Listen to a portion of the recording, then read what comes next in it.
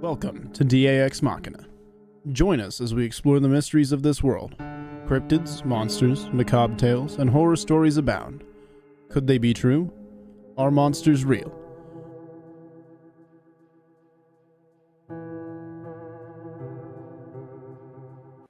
Good evening, everybody, and thank you guys for joining us tonight on DAExMachiNation. We got a pretty full house tonight. Unfortunately, Steve's got to work, but we got Carrie Pocket Doc Davis right over here, and Robbie Rip Rains occupying the basement at the moment. And we are damn glad to be here with you. I am not 100%, so if you see me fidgeting around a lot, it's because I'm still dealing with quite a bit of back stress over this cold weather and my arthritis and everything else going on. But we're here. We're going to have fun, and there might be a little self-medicating going on before the show is over. So please don't take too much umbrage over that. And we're going to have a good time just talking to you all about plans we got coming up this year and things that we're hoping to be able to get accomplished. And I think we're going to kick that off by talking to one of my favorite little guys with a little message about Dark Angel Medical. So if y'all have not picked up a kit, make sure you pick one up, because not only are they the best kits in the business, but they're at over 200 lives saved. Best kits in the business, kit for life guarantee. And, there might just be a little something special in that pack if you pick up a kit from Doc. So Doc, tell us a little bit about Dark Angel Medical, and then I might throw in what might be coming with it. Well, thank you, brother. My little business, Dark Angel Medical. We are a veteran-owned small business. All of our kits are HSA, FSA approved, and if you use one of our kits to save a life, whether it's yours or somebody else's, you just let us know what you used. Tell us about the event, and then we will replace what you used absolutely 100% free of charge. That's called our Kit for Life Guarantee. We've been making trauma kits from anything from minor boo-boos to mass casualty bags, things for your cars, things for your boats, things for your ankles, things for your European shoulder bags, your man purses, whatever you want to call it. But we make a kit. Hey, it's a satchel. I take umbrage at that remark. It's a satchel. It's a satchel, damn it. If you need a med kit, no man bun. Jesus Christ. If you need a med kit, by God, we got you covered.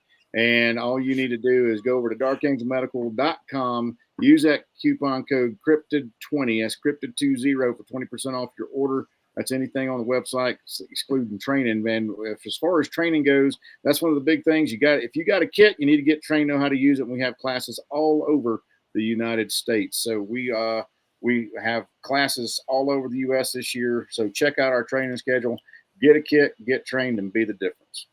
Be the difference. Absolutely. 100%. Robbie, how the hell are you doing, brother? Doing pretty good. Pretty good.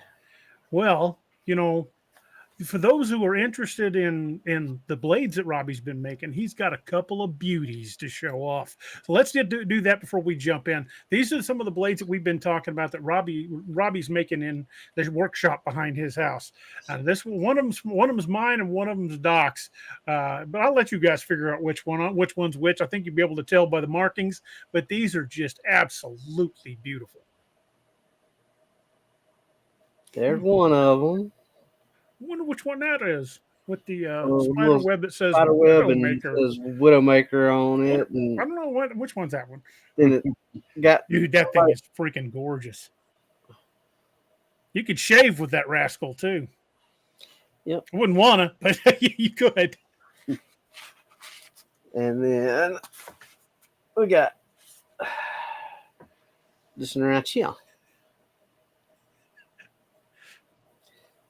And that one's got a little marking on the handle too. Hard to get. That's a caduceus, folks. That is pretty.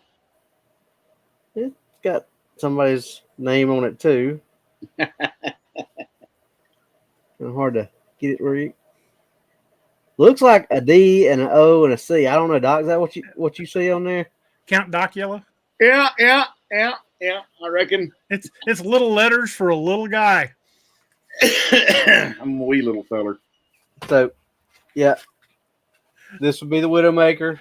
This would be the Natchez Trace Bowie. These are two of the signature blades from Lone Wolf Custom and Forge. that are based on the characters from the book. These are obviously two from the Dark Frontiers book. So obviously the very first two blades off the forge go to my brothers here. Whoop, I had it right the first time. It's all backwards. But these go to my brothers. I also do have another order for one like this that's going out to somebody who's already put the order in. So yeah, this has been a fun and interesting process, learning how to get this stuff going and get it started. And I've been updating Doc, and they probably got more pictures than they cared even. Like every single update, they were both getting pictures of how things were going. So I'm sure they probably got tired of getting pictures. Oh no, I love watching the progress on them things. They got pictures of it from this thing or from these things when they started out as just a hunk of steel and a block Doc. of. Yeah. I recognize that sound. I was talking to my son-in-law yesterday on the phone, and I heard him pull a cork, and I was like, hey, that's like ringing a bell for me, ringing a triangle. Doc summoning one. Exactly. So, yeah, those will be hand delivered to them sometime in the very near future. And considering Doc and mine, but Doc's Scottish heritage, that's like a great broadsword for him. It's a two-handed claymore. Two-handed claymore. Doc was part of the 101st Mounted Highland Brigade. They went into battle with one of those mounted on a wiener dog. It was a corgi, damn it! Get it right. Battle corgis. Oh man, I missed hanging out with you guys. I'm glad we're getting it done. Yeah, me too. Yep. I'm just glad I can finally show those to y'all, because pictures are one thing, but actually seeing them on the video, I think are a little bit different. I just can't wait for y'all to get your hands on them. Absolutely. We are going to be getting together. The dates have not been completely firmed up. We're still kind of bouncing some things around. So, but it looks like we're probably just going to have to keep things with just me, Doc, and Robbie when they're here, because it's not going to be anything set in stone. So Steve will be there, obviously, since he lives here. And there may be a couple places where we run into some folks, but we're not planning anything group wise, simply because with Doc's training schedule and Robbie's work schedule, we kind of had to keep things loose. So nothing got set in stone like we were hoping. But it is what it is. We're still going to get to hang out a little bit. It just may not be for the amount of time we'd hoped for in the past. Right. But we're still going to make things happen. But we're going to be talking about some of those things tonight that we're planning on making happen. And not all of them are going to happen soon. And we're talking about the course of 2025. Some of them are wish lists. Some of them maybe this time. Well, I know first thing, I'm going to lift a glass for Steve since he's got to work tonight. Yeah, that guy don't know whether he's coming or going. They got that guy working, 24/7 almost. So we're going to pour one out for Steve real quick, and then we'll get going.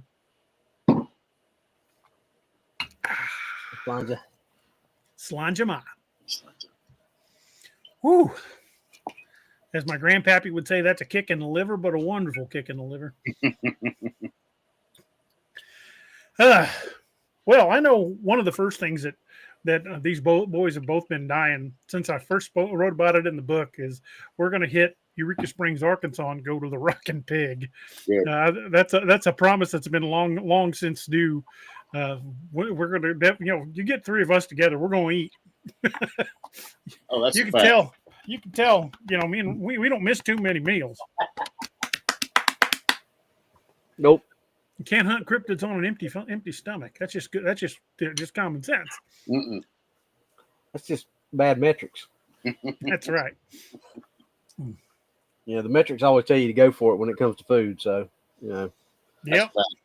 And and short, fourth and it's all long. high, it's all barbecue. It's high protein. Yeah, that's right. Gotta have your complex carbs and high protein. Well, one of the things we're going to be doing this year is you guys have heard us talk about the expedition into Coombs Ferry. This time it's going to be a little different. Last time Steve got hurt, so we ended up cutting it shorter than we'd planned. We were only in there. We were in there what, about 4 hours, Robbie? Yeah, thereabouts. But the I mean, amount of honestly, activity we got in that 4 hours was astounding. Yeah. And honestly, that was I in the didn't heat of keep the up with summer. time. We were there, and I know we were there a good long while. So yeah, I'll say 4 hours is probably a good guesstimation, whatever you want to call it. Yeah, well, it was slow going in there. I mean, everything was so broken up and overgrown. We had to basically pick our way through the ruins of what was left of that campground. Not to mention you had to swim through the sea of The bugs. sea of bugs. Mm. I think at one time No, somebody was are back you straight. popping in, or are you just behind the scenes? Well, I know one thing we're definitely going to be doing is going into Coombs Ferry. It's the way it's looking, our expedition there, it's still going to be cold. So we're trying to make the decision on whether or not we want to go in during daylight hours or nighttime hours.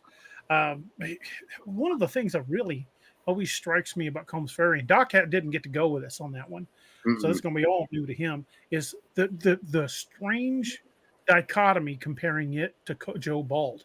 Joe Bald is active in the cold months, but Joe Bald, Doc and Robbie can both tell you, you could pull in there in some of those campsites and camp, but that ain't the case in Coombs Ferry. Coombs Ferry is destroyed. I mean, I can't understand why the Army Corps of Engineers would do it. So to me, it doesn't make sense that they even did it. I think something destroyed Coombs Ferry because they bulldozed it off. You can't even drive back into it. Really? Well, and when me, you, and Noah went through Joe Bald, and we found like corners of tables that were broke off. We were like, "That's wild." Corners of them tables that broke off. Then we went into Coombs Ferry and found entire tables just like. Yeah. One of them, the tabletop, had been torn off and been deposited into the middle of the walking path, 30 feet away, 40 feet away from where it had been torn off. You don't do that without heavy equipment. So there's no way that was just accidental. That wasn't done by the Corps of Engineers. That is just bizarre. That stuff's set into rebar. Yes, it is. And you could see in the remains of some of the old campsites where it had been smashed off the rebar.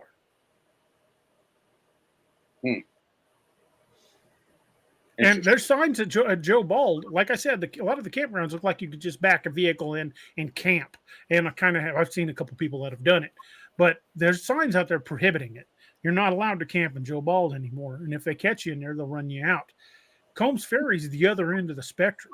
Not only is it bulldozed off, it looks like a nuclear bomb went in there. You could film a post-apocalyptic wasteland video in there because it is just nothing left. That's interesting.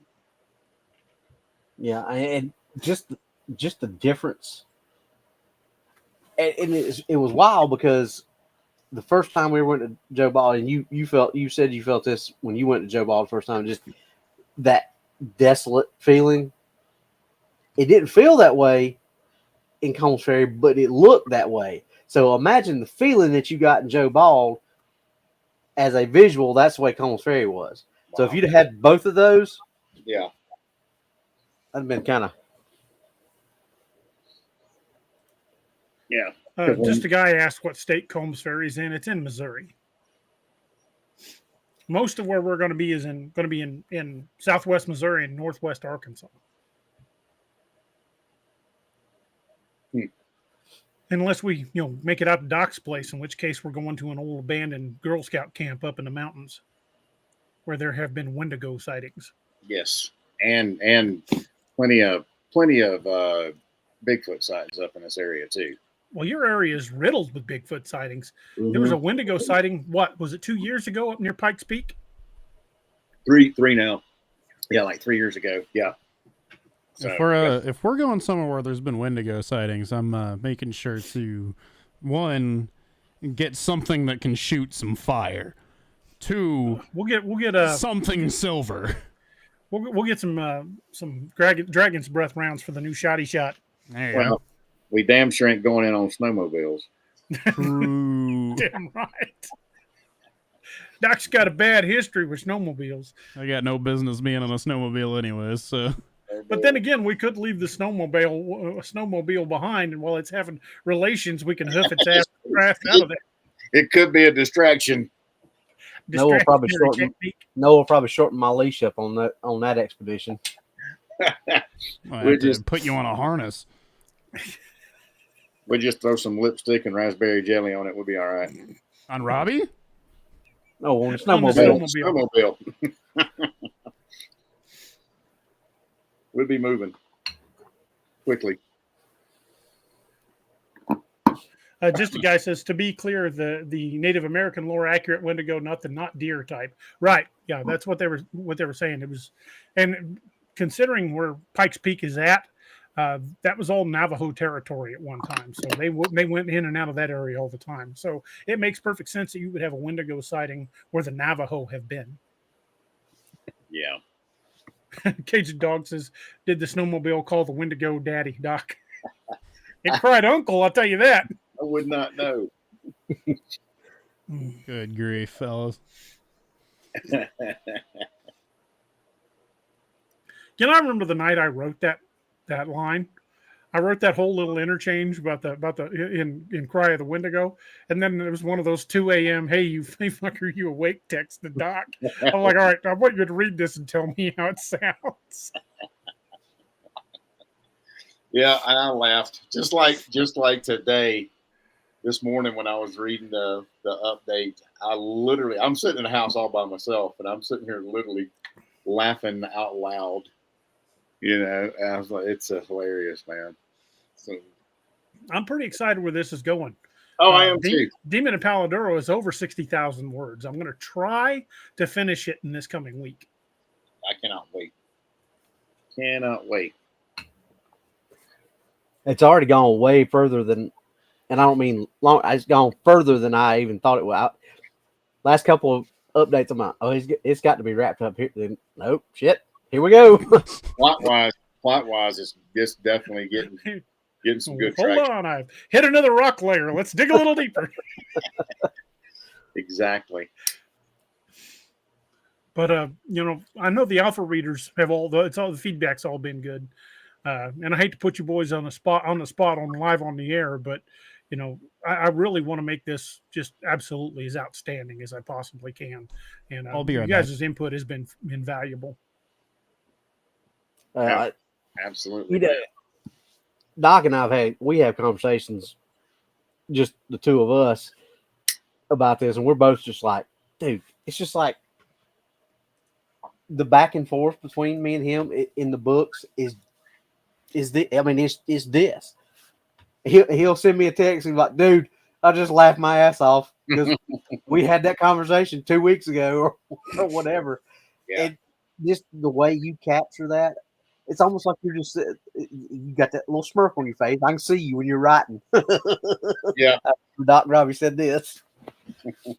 So, and me and him were texting back and forth about the little lump in the throat that we both got today about a certain part. Yeah. And the reason that it does that is because it hits home and it's so true to what the dynamic actually is. And I know people in the chat are like, what are they talking about? You'll hear. You just got to wait. There's a couple of the alpha readers in the chat. Yeah. They know, but most of the ones they're not alpha readers, they're like, come on. Well, it makes for a more enjoyable reading experience. And I honestly, I believe y'all, any of y'all who are not alpha readers, but as soon as it comes out, you will not regret getting it. It's been a very pleasurable read. Yeah. And coming into this, I don't know what Doc, I think he came in. You read the Ragnarok Rising series 1st, right? Mm-hmm. My first read coming into this was Lakeview Man and then Odin's Call. Gotcha. That's where I was at. But I think I don't want to presume that I'm speaking for Doc, but I think he feels about the same way, that we both had our favorites before this, but the Dark Frontier series has really started, at least in my opinion, has become my favorite series. Yeah. And I love the Wild Hunt and I love the Lakeview Man series. Apex Predators up there too, but this Dark Frontier series is just, I mean, you see us all wearing the cowboy hats. We don't just wear those just because, we want to look. I mean, anybody that knows the three of us knows that's, we're all rednecks. We're all this us. I mean, it is what it is. Pretty much every day. Yeah. Miss Lene.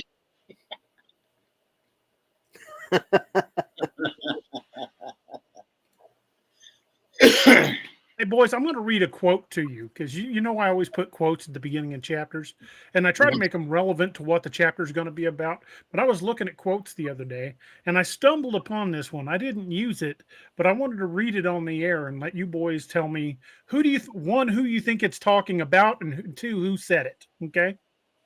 Here's the quote. It says, "I start with a character and a situation, but I don't know what's going to happen until I write it. Sometimes things happen that surprise me." Well, I know that's definitely stuff that's happened to you a bunch of times because I've heard you say. I don't know if that happened to me in this book. Well, it's happened to you a lot though in other books because you've said that you're like, sometimes I'll just start writing and I don't know where a scene's going until it's there. I've heard you say that several times. But as far as who actually said that, I don't know. Do you, Doc? I've heard him say it far too many times at this point. I don't know. Be like, hey, what are you planning on for this scene? And he just goes, oh, I don't know yet. They haven't got there. Yeah, Tom Clancy, I don't know. Louis L'Amour. Ah. That's a Louis L'Amour quote. He's the Tom Clancy of cryptids, so we're going to start calling him the Louis L'Amour of Western cryptids. Yeah, I mean, yeah, and it's like, DA and I talked the other night, and he said it's like I was writing this, and all of a sudden I look down and I have this many words, and I'm like looking at it, going, well, where the hell did that come from? It's almost like he was having an out of body experience, And then written entire chapters like that, wrap the chapter up and go, okay, what did I just write? And then go back and reread it. That's crazy, man. Some of the most infamous times I've done that is when I've texted one of y'all and said, hey, come read this and tell me what you think. Yeah. Well, I like it. And I think that's a testament to you being as good as you are at these, because Doc and I've talked about this. I couldn't do what Doc does. Doc says he can't do what I can do. None of us could do what you do. I might be creative enough to think about how to put something together like this and put it on the laser, or hammer a piece of metal and make it look like this. Dude, but that is a talent. But so is what you do. Being able to keep up with however many dang series you got together in your head and make them that's the talented part, is not having that many series, but having them all be cohesive and make sense and tie in to where people can. I mean, obviously Noah, Doc, and I, Steve, we all know because we're on the, we're close to you, and we get the inside and all this kind of stuff. But just the average person can pick up any of these books and read them and understand the cohesiveness of Apex Predator 100% ties to, the Wild Hunt, because you have that talent to be able to keep everything together and make it make sense. That's a talent. Yeah, I mean, just like what Miss Naomi said, nothing irritates me more than when a character in one of my stories takes the wheel, and all I can do is hang tight and hope for a good ride. You said that about Margolin yourself, DA. Yeah, Margolin, even I'm astounded at some of the things that come out of his mouth. I mean, I'll be writing stuff, and I'm like, where the hell did that come from? But it's just like, And you know, like Noah with the stuff he does with the computers and the editing and things like that. I couldn't do some of that stuff, Noah. I mean, you know more about computers than I. You forgot more about computers than I know. And you know, when I sat in the class with Doc and listened to him do 16 hours of medical stand up, you know, you can tell. Made me pour whiskey in my beard. Well, I didn't come up with that one. That's his. But it's funny. Now my shirt's going to smell like Bushmills. But the thing is, was that the Bushmills Connor got you? Oh yeah. We always let me get a glass of that. I'm coming to grab a glass. Get it. We all talk about that because we talk about it off camera. That you know, I'm my own worst critic when it comes to this kind of stuff right here and the knives on it. Because these guys will tell you, I'm like, I hope y'all. And they're like, dude, they look great. And I'm like, no, they don't. I could have done this. I could have done this. I could have done this. But DA's the same way with his books. Me and Doc will tell him, dude, that was awesome. Nah, are you sure? I think I could have, maybe I could have done it this way. Maybe I could have done it that way. Right. And, you know, we tell Doc all the time how good he is with his class and all stuff. He's like, I don't know. Maybe I should do this. Right. But it's a testament. Even what I just wrote, I was asking you guys, do you think it was too much? Do you think I went overboard? That's what I'm saying. It's a testament to how much we're dedicated to what we do. Absolutely. That we are concerned. Like I'm like, I could have done better. Just like, you know, I showed Doc, man, I couldn't get that third pin hit. There's a half, and Doc's like, dude, it's freaking fine. What are you talking about? The thing with, I'm like, I wish I'd have made the handle bigger and all this stuff. And DA's like, well, was this too much, or did I write it this way? You know, it's hard. You know, the thing about anybody that's a craftsman is they're always going to be their own worst critic, and they should be. Absolutely. Because when we get complacent and think, oh, it's good enough, then, you know, we're going to start turning out an inferior product. Right. And I always say that I don't view other authors as any kind of competition. The only author I'm in competition with is the author I was yesterday. Yeah. And that's the thing. That's what I'm saying is no matter how good you are at what you do, there's always room for improvement in yourself. Even if I make knives as good as Walter Sorrells or, you know, some of the guys on Forge and Fire or anything like that, there's always going to be room for improvement. Doesn't matter how many things that Doc teaches people in class, there's always more things that he could teach them. No matter how many stories you put together, there's always going to be one more story you could tell. Mm-hmm. You know, no matter how many good videos Noah gets edited that, you know, get X number of views, there's always going to be something. But when you stop striving for that extra story or that, you know, that little bit better look on a knife or that little bit more knowledge you can pass on to somebody, that's when, like you said, DA, that's when things start going bad, is when you stop striving to be the best you can be. Well, with Demon of Paladuro that I'm writing right now, that was intended to just be a Rocky Marlowe story. It was going to be a short story between 15 and 20,000 words. And when I hit 12,000, I realized the story was just hitting its legs. And I'm like, this has got to be a book. This has just got to be a book. Yep. I remember when you sent that message out, like, this ain't going to be a short story. Mm-hmm. This story ain't so short anymore. No. Now it's turning into a freaking novel. And at 60,000 words and climbing, it is. But you know, and I think that's another reason that we all get along so good is because we're the same way in each of our different disciplines. You know, nobody all have the same sense of humor, that of like a third grader. That's true too, Noah. Robbie, need I remind you of dinner when we were all in Ohio? Which one? The handcuffs, Robbie. Yeah, Don't you put your handcuffs on me, Robbie. It just got really weird all of a sudden. Like any conversation with us always tends to do. It was even weirder at dinner, I can assure you. Plus note, our waitress was giving as good as she got. She was right there with us. Oh yeah, we had the perfect waitress for our crowd. We had Kevin Bode there and Casey and his wife Angel. They were there, and the waitress. It's a good thing we didn't get a different waitress because she fit right in with our group. I mean, her sense of humor was as dark as ours, and she was cracking up right along with us. Yep, she picked Noah though, because her and Noah were back and forth at each other the whole time. It was Mrs. Moon asks, "Is there going to be more of the Ragnarok series?" I have plans for a second series. I've already got the first one started. It's going to be called Wastelands of Ragnarok, and it takes place about I think it's 10 years. I'd have to check, but I think it's 10 years after the last Ragnarok book. well, a lot of that's going to depend on how all this other stuff shakes out too, though, right? Yes, it will. That's why I've been, keeping that on the back burner to know how I'm going to finish it up. Or depending on if you read the title off of one of the old pencils we used to have, or pens, or whatever it was. Yeah, Ragnarok. I had some pencils made, and I didn't even realize it when I first got them that they'd made a typo, and instead of saying Ragnarok Rising, it said Ragnarok. Oh, Ragnarok.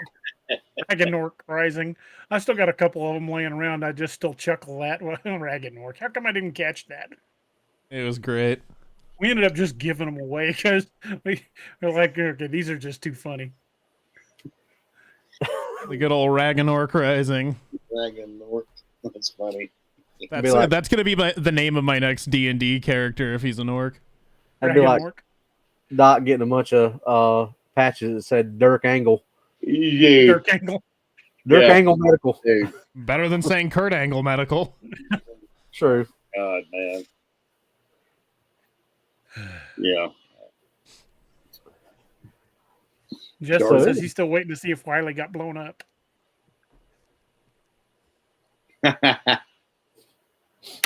Yeah, we left y'all on a cliffhanger, but y'all can go get the book and read for yourself and find out. You ain't gonna wait on us.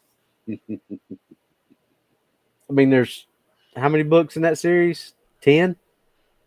Yeah, there's 10 books in the series. And a short story that goes along with it. Yep. Which we actually sold a copy of that little short story, didn't we, Noah? In Ohio. Yeah, we also, shockingly, when you guys weren't there, we're selling better. Yeah, that's the way it always works. Yeah. You guys would disappear and then we'd start selling things and you guys would come back and it's like, you guys are the talent. So what I was thinking, folks, and I won't be able to do it this month. I won't be able to do it this month, but sometime between now and the end of spring, when I've got a little bit more money ahead, what I'm thinking is getting more of the Team Odin Codename Wild Hunt patches made and giving them to Doc to include with the kits.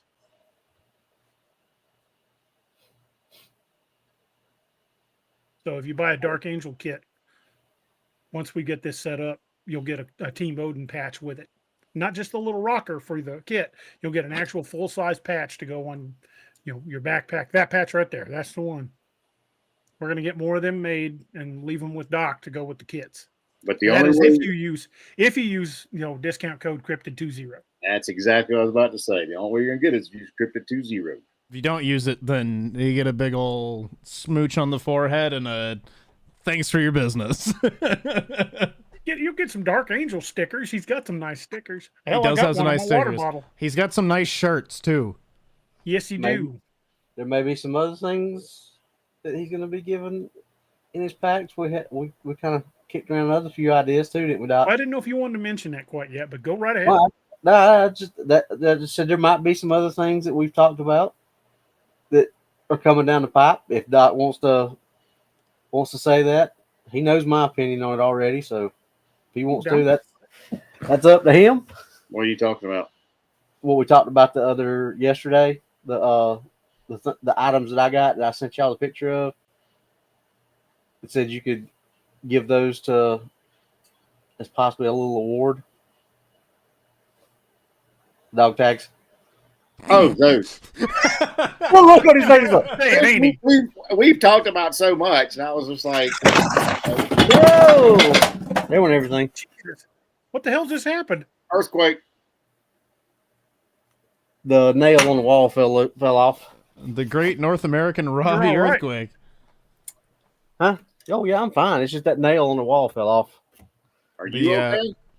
Yeah, I'm fine. It didn't hit me. I was trying to catch it before it hit the ground, but I didn't. The Robbie avalanche. The Robalanche. Yep, that's me. Anyway, y'all go ahead. Don't mind me. I'm not here doing nothing. There we go. Well, I'm glad it didn't hit you.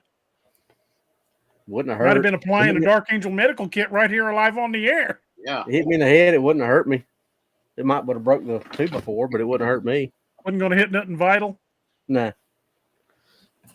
Oh Lord. Anyway, what was you saying? No, we was talking about you're talking about the dog tags. Yes. And I think that would be something. I think that'd be something very cool for folks, in there. But only if you use the code cryptid20. So You got one of those to show somebody? In there I do, but it's got the other thing on it. Don't have the. I didn't get a chance to do one with what we talked about on there. No. Okay. I'll do one and have it for the next time. Right Just on. send me a text. Put on there what you want to say. Okay. Well, Robbie didn't make this one, but this is what we're talking about. I had this one made a number of years ago. Yep.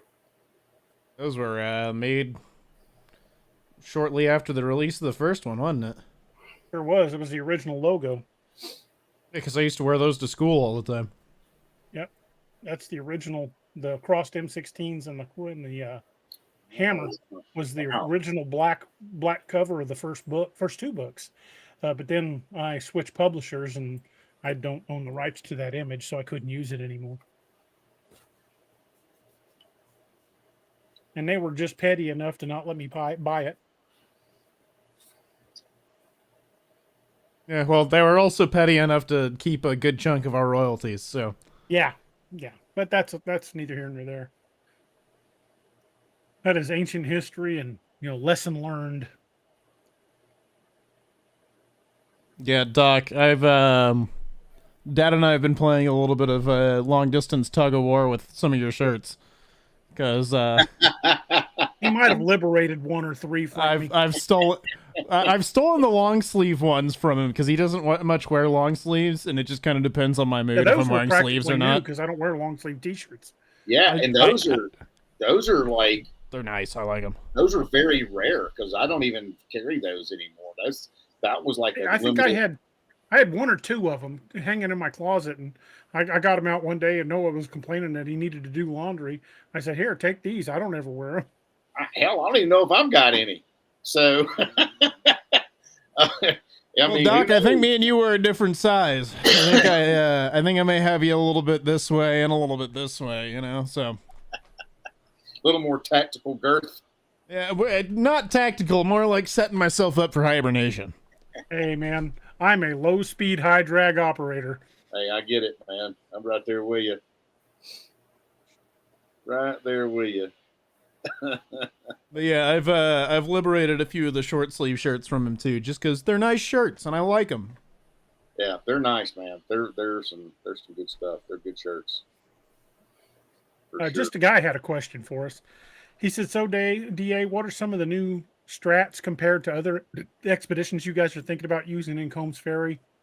He said about how charge goes out real fast and GoPros. I've got a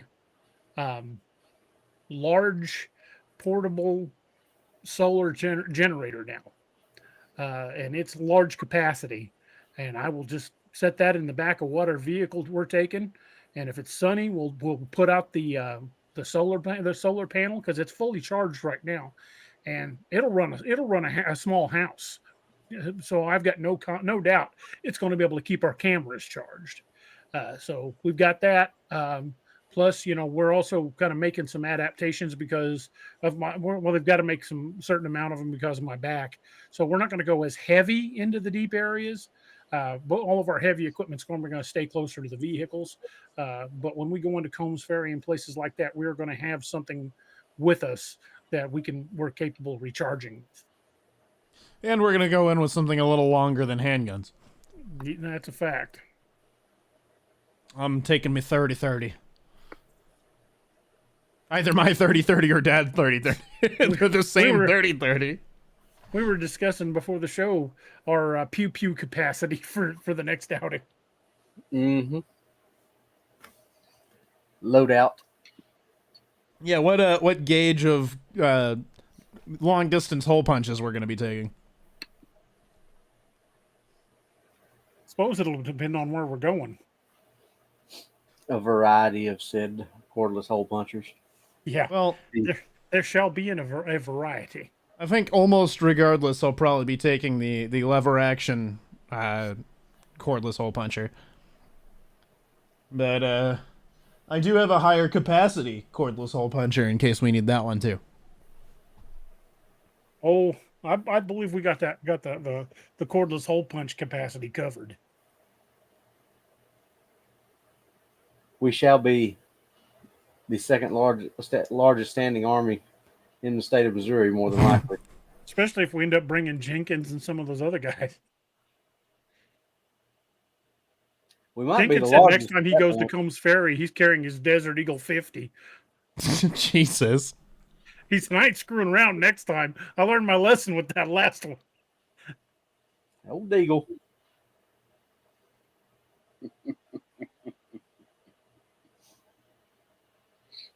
Steve, I haven't had a chance to get to the range since I've gotten it, but we're definitely going to be taking that out and playing with it here in the near future. I got to pick up a couple more boxes of freedom seeds for it, and then we're going to go out and play. Mm-hmm. And we're also tossing back and forth the idea of waiting until I have mine as well, so that way we can just take them both out there and let them ring.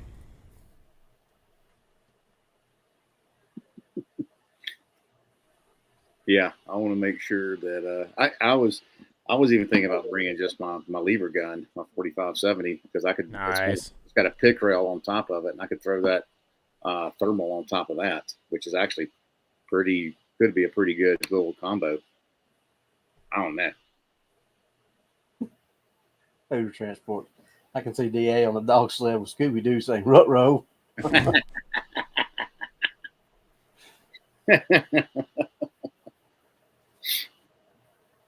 Oh my goodness, that'd be funny, man. Oh my gosh, man. All right. Okay.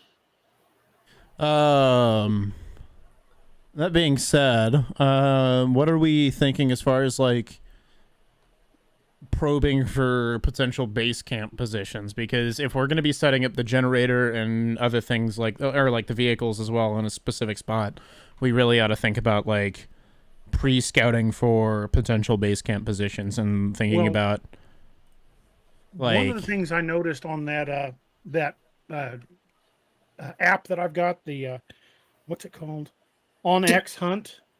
One thing I noticed about that when I put in Joe Bald, it has markings for roads I don't know about, roads I've never seen when we were down there.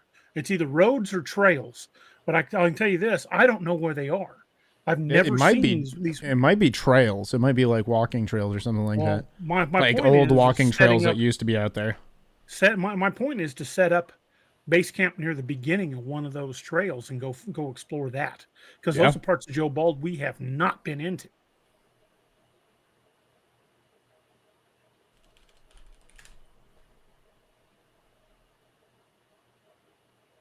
Yeah, because I've got the OnX off-road, and I'm looking at all these trails on here too, man. It's got a ton of stuff on here. So the OnX off-road is pretty good as well. I only got the OnX just for hunters, and it's already showed me a lot of stuff I wasn't even aware of. Yeah, I'm gonna have to check that out. I'm gonna have to dig in that a little further. So yeah, that'd be pretty cool. All right, Well, I looked at the vehicle situation, and I'm going to contact my buddy there. He's one of the managers, and I'll make sure we can get a vehicle big enough to tote all of our butts around in there, plus gear. Robbie's truck's pretty sizable as well. Yeah, that's true. That's true. We've already taken Robbie's truck into a couple of these places. Yeah, we took it. Well, we took it just about everywhere, I think, other than into Coombs Ferry. Yeah. Yeah. And regardless of like what might be out there, like fully might be out there, as far as like Coombs Ferry particularly is concerned, like me and Robbie can definitely attest that there was something out there because we saw it on that FLIR. We were looking down that site, and there was something at the end of that trail where we had just been crouched down staring at us. And I'm like, oh, we need to move, Robbie. Yeah, and we had stuff thrown at us. We found deer parts up in that tree, which was definitely not a mountain lion. I don't care what anybody says. Then less than 20 yards from it was that fish head in a tree. Those were territorial markers. And then when we were finally pulling out of Coombs Ferry, all the eye shine we had that was right on top of where we were. And I'm not talking down at ground level like a raccoon or something. These were large eye shine. And they were good 7-8 feet off the ground. And like, here's like at the end of the day, like if it wasn't like, cryptid, if it was just like wild folk, like even that's like, something that is good to cover. You know what I mean? That's something that's good to talk about. Yeah. And it's like, even if what we're finding out there is people who have just, been so far off the res they've gone insane, like it's still like. It's still good for us to get, that information out there. Cause just like, the brass tacks of things is like, we're a survival channel. You know what I mean? Like we're here to tell you guys like, hey, these creatures might exist and here's how to keep your, ass from getting turned into food for them. You know what I mean? And we don't advocate people going out and taking this kind of risk. It can be dangerous. I mean, there's not just, the potentiality of cryptids out there. There are a lot of things in the woods that have nothing to do with cryptids that can and will hurt you or kill you. Or other bears people. And mountain lions and wolves and coyotes and the greater North American meth head and all manner of snakes. Although this time of year we ain't got to worry about the snakes too much. Depending on where you're at, feral there dogs are dangerous even. things out there. And depending on where you're at, like feral mongrel dogs even, like. Because I know North and South Carolina have feral dogs like pretty frequently. You guys have like feral dog attacks that happen every once in a while. We don't get them super often out here in Missouri, but they do happen from time to time. Well, just a guy who yaps has got to love tourist interactions with the bison in Yellowstone. You mean California yeet season? Whee! It's the most popular sport in Yellowstone. Bison yeeting Californians. People standing on the. You ain't wrong. I am definitely going to be one of my biggest worries out there is feral pigs. Yeah, because they'll kill and eat a man, or eat them without killing them. And here's the thing: knock them over and take a chunk out of them. Nobody says that you have to believe or you have to, but I've seen things that I can't explain. DA's seen things that he can't explain. Doc has seen things that he can't explain. Noah's seen things that he can't explain. Yep.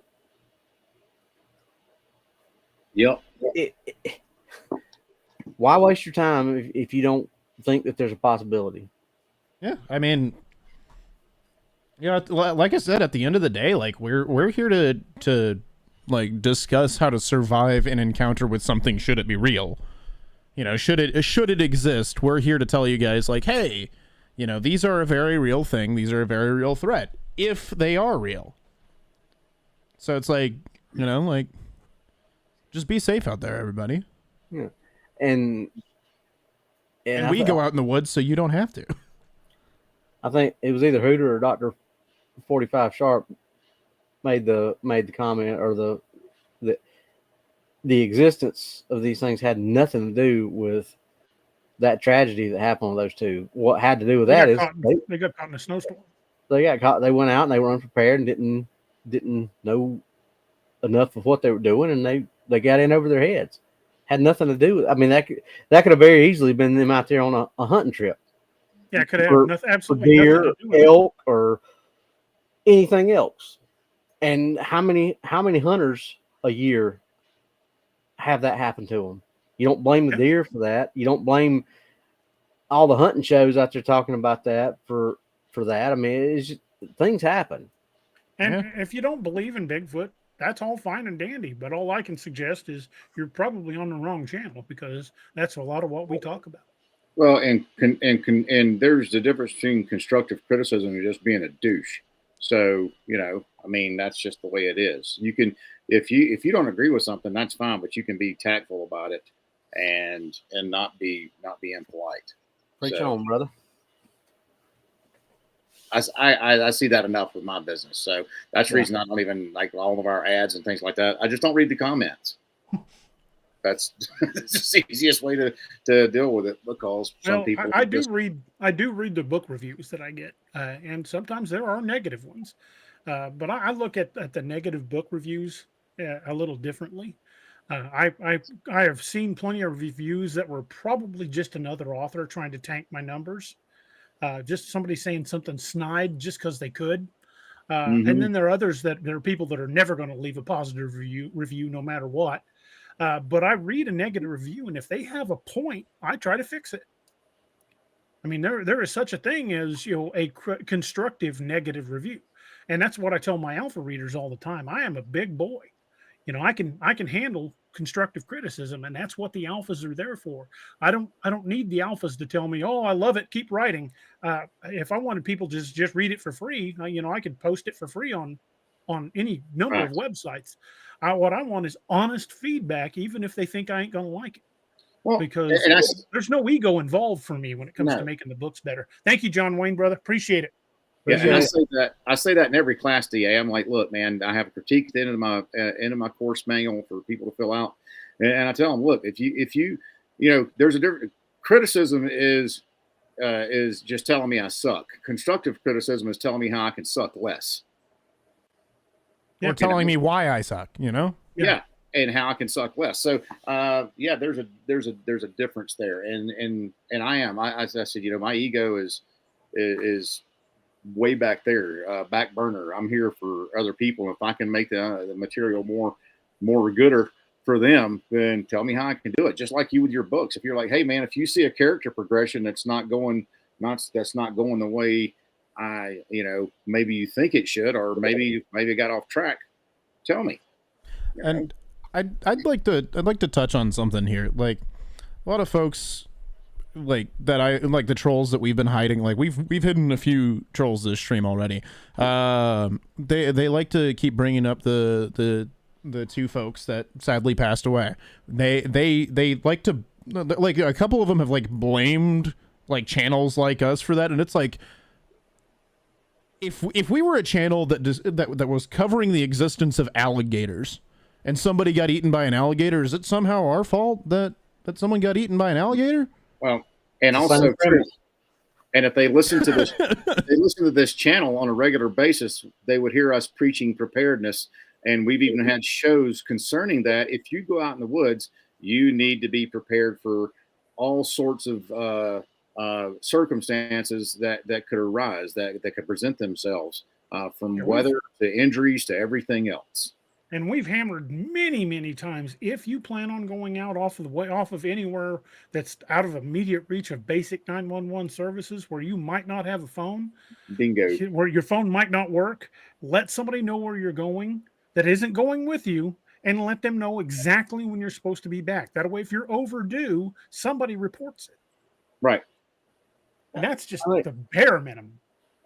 DA's in Missouri, Doc's in Colorado, and I'm in South Carolina. But when I go somewhere here, both of them know where I'm going. Now, yeah, and if Robbie doesn't let me know he's back, I'll call Pickens PD. Yeah, because like I said, granted that they may not be able to come and look for me, but they know where I was rolling. They know where I was when I was supposed to be back, and they can get. I mean, if nothing else, they can call Taylor and say, "Hey, Where's your dad at? He was supposed to be going here. He's supposed to be back this time. You know, it doesn't have to be somebody right there with you. Somebody just needs to know that's going to be responsible to say, hey, so and so's not back at this time. We need to check in on it. Dr. 4520 says you need to test your equipment to prove it works, like having a tent that actually is waterproof. Yeah, advertise is one thing. You know. Sandra Johnson says, I will never go off grid without a weapon ever again. Well, 20 years in law enforcement, you can ask Noah and you can ask my wife. I don't leave my recliner without a weapon. Yeah, it's one of those things where no matter what you do, you know, make sure people know where you're going. Make sure they know when you're going to be back. You know, the general vicinity, even if you got a trail map to show them where you're going to be going. And if you have the capability, check in with them and make sure you have the equipment to cover you in adverse conditions. That is an emergency kit and a full trauma kit in my car. Yeah. Just never go somewhere unprepared. No, I mean, a buddy of mine saved him and his at that point, a girl he was dating saved their lives. They went up on a hike and they got above timberline. They were going 14,000 foot mountain out here in Colorado, got above timberline. And this is like in June or July. And he gave her this pack before they went up. She said, what's all this crap? He said, just in case. Well, but just in case occurred, they got above timberline, got socked in by storm. It started sleeting and hailing and snowing on them. And they got socked in, had to spend the night up there on the mountain. And had they not had Patty, the gear, they'd have died. A picus is the type of rodent. Oh, yeah. Tiny little thing. We got them up here too. Them and marmots. We call the marmots whistle pigs. They call them. I got a bottle of that. South, they call, whistle pig's pretty good. Noah got it inadvertently. I thought I was buying a bottle of whistle pig bourbon. Turned out it was rye. And I'm like, nope, don't really care for rye. Here, Noah, you just got a bottle. No, we got a free bottle of whistle pig. And you know what? It's almost empty, so Dad needs to make another mistake soon. Dad needs to accidentally buy another bottle of rye so Noah can have more. Well, actually, Dad just gave me more rye, so I mean, I'm good on rye for a little bit. His rye is going dry. Eventually. I mean, it's like the number one thing I drink right now is rye. I joined a bourbon group on Facebook, and one of the questions that somebody posted in the chat, in the chat on the page, I'm going to put to you boys, because I had never thought of that. They said, which do you prefer when you make your old fashioned? Do you use simple syrup, honey, or maple syrup? And I've never even heard of using honey or maple syrup in an old fashioned. Honey could be wicked good. Honey could be damn good. I wouldn't use maple syrup though. I feel like maple syrup might be a little too sweet. Yeah, but I can see a teaspoon of honey in there instead of simple syrup. That might be damn good. So I know what I'm going to try next time I mix up an old fashioned. Cajun Dog's hitting the nail right on the head here. I got to be honest with you. Says it's not like you guys are telling folks go to this area with a pork chop tied around your neck. Yeah, I mean, like for real, like, you know, like we always preach safety whenever you're going out into the woods. Safety's got to be first and foremost. Whenever you're going out into the woods, or when you're going out to your car, like, we preach safety just all the time. And like I said, at the end of the day, we're a survival channel. Like, we're just here to tell you guys, like, if you're going out in the woods, if you're going wherever, be prepared. Be prepared for it. And the night we went into Coombs Ferry, there were 7 of us, and most of us were ex-law enforcement. We were all armed, and we all had water. We all had our own water bottles. And the first thing I did before we began our foray is I got everybody together. We divvied up the Dark Angel kits. There was about 7 or 8 kits between the group of us. I made sure the guys with the most medical training had the best kits, and then we did a safety briefing. And what to do if we got separated? What to and do the youngest guy was carrying the most stuff. Well, you're a 50% pack mule anyway. I had one backpack on one shoulder. I had the camera bag on another. I had Dad's little messenger bag or whatever it is. You know, I was definitely carrying the most. I was carrying a ton of stuff. I had my handgun. I had the parabolic mic. I was in there kidding. If any of us were getting run down, it was me. And you were the Robbie Wrangler. I was also the Robbie Wrangler, so if any of us were getting run down, it was me and Robbie, because if I'm going down, Robbie's going down with me because I'm battle buddying him. Oh my goodness. My hand ran through his backpack strap basically the whole time. I was thinking the same thing. You were the pack mule for sure. Hey, I mean, like, I'm built for it. It's okay. I'm built like a brick shithouse. All joking aside, though, that's the kind of stuff that we talk about what the, call it somebody who's a plant, call it somebody who's in here just to do that kind of stuff. Like, we've talked about that before. I know the four of us have all said that same thing, that we feel like sometimes there's people that are sent into chat groups just to do that kind of stuff. Mm-hmm.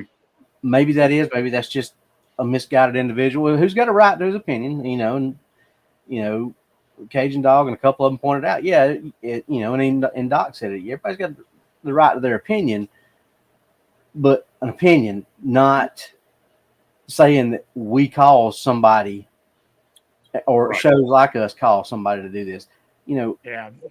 People are, those nobody would have batted an eye if they'd been deer hunters. Yeah, that's because they were out there looking for Bigfoot and got caught in bad weather. That's right. Yeah, like I said, like, if they were out there looking for alligators and they got eaten by an alligator, well, it's the way of the road. And here we go again talking about sharks. But how many people that are out there filming sharks or doing stuff like that get attacked by a shark? Look at Paul DeGelder. But nobody says anything about the Discovery Channel or any of that kind of stuff hurting or causing his stuff. I mean, it's just, people have the right to do what they want to do, and it doesn't matter that a show like us, we're out here telling you, if you're going to do this, do it the right way. People are going to do what they're going to do regardless of what we're saying.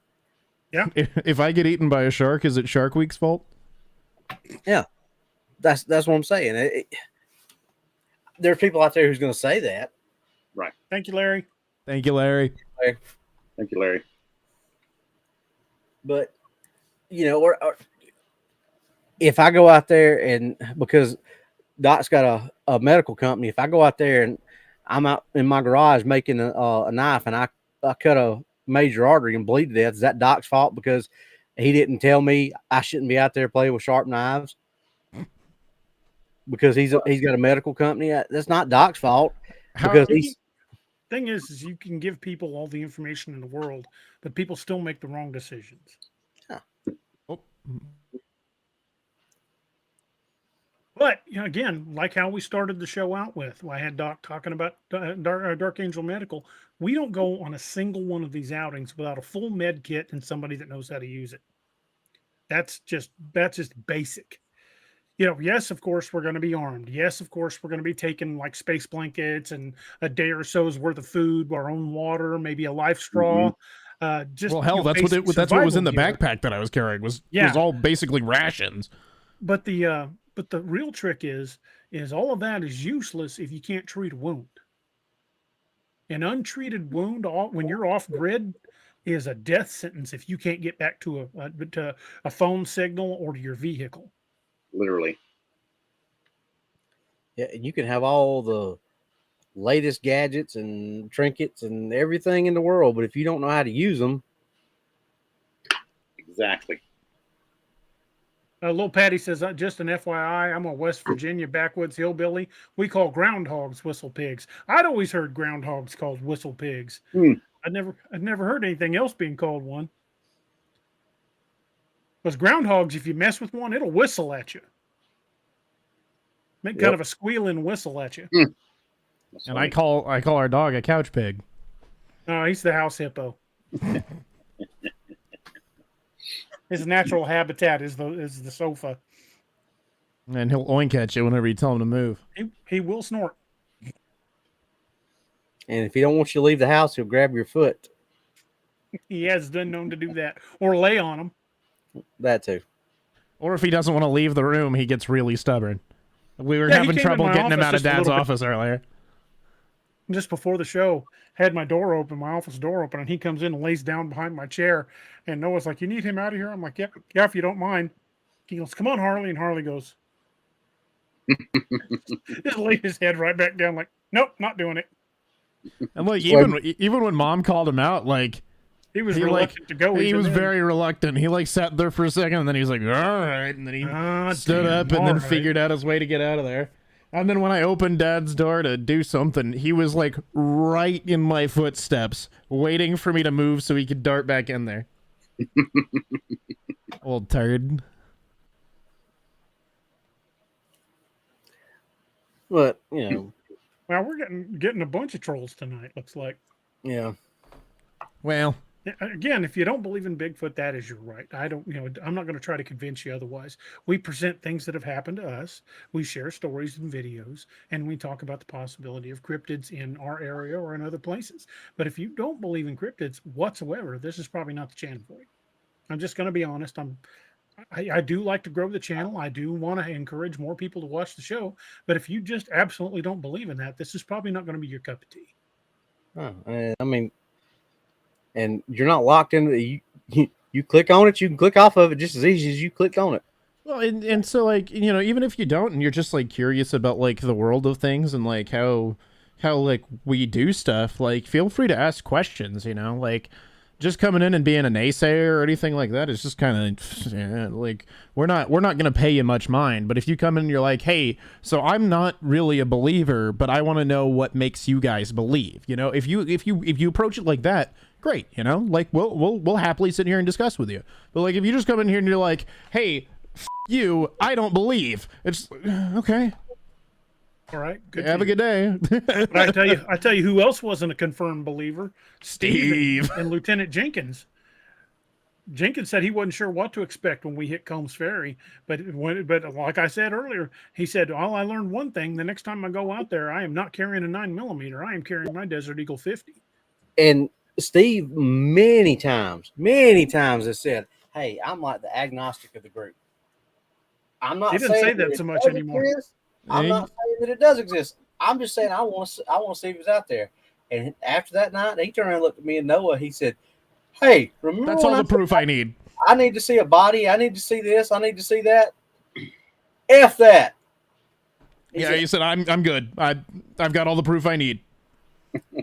Me and Robbie both could see just the like, "Oh shit, this is all real" behind his eyes. I love Steve to death, but if he could have sprouted wings and flown back to the car, he'd have left our asses there. And that's the thing, you know. Steve made that because Noah was standing right beside me, and we both saw the same thing when Steve was looking at that deer hide in that tree. And Steve's a trauma nurse. Steve has, Doc, you can back this up. Steve has seen a lot of crap. He's seen a lot of stuff, and he's sitting there looking at that, and he's like, in his analytical mind, he's trying to think, okay, what could have done that? He's trying to rationalize it. Yeah, exactly. Like we were walking up the path, and he's like legitimately going like, I don't know what could have done that. Like I don't know. He said the closest thing I could think that would cause that. He said because that deer was basically mechanically separated. He said an alligator or a crocodile doing a death roll was the only thing I could think to disjoint those legs and cause that kind of catastrophic damage. He said, and the last time I checked, there was no alligators or crocodiles in Missouri that were able to climb up a tree and put a deer hide in a tree that high up in the tree. Missouri ain't got gorillas. Like what's doing that? What did that to that deer we found in Joe Bald, Dad? Yeah, that was the ones we found down in Blanc Road. Yeah, that was some gorilla. That was some gorilla moves. Yeah, that was pretty wild. Well, the night that I hit that gorilla, what escaped from the zoo and punched you in the eye. The night that I took Doc down to Joe Bald, we walked up into the woods up past that concrete bridge, and at one point we both just drew and then looked at each other like, "Did you just see that?" And Doc and I were the only two out there armed, and Annette was in the car, and he's like, "Maybe we ought to get closer to the car." Like, I think you're probably right. Because if that thing gets behind us, we ain't getting to the car. Right. It never stepped out exactly, so we saw exactly what it was. Not saying it was a Bigfoot, not saying it was a dog man. We don't know what it was, but a very large bipedal dark shadow went between two trees about 15 yards from us. With eye shine about 8 feet up in the air. Green eye shine. But there again, can we 100% prove that to anybody in the chat that was not out there with us that we've seen these things? No, we can't. Yeah, I mean, we don't have the physical evidence to show you. We've got some interesting pictures, but we don't have actual images. Now, I do have some good footprints. I mean, that's why they call them cryptids. Mm-hmm. But, since back in 1999, Congress attempted to amend federal hunting laws to include certain near-human chimeras, makes you wonder what they're trying to protect now. And there are more and more U.S. national parks that are marking trailheads. I've got pictures of signs posted in national parks warning people of potential Bigfoot habitat.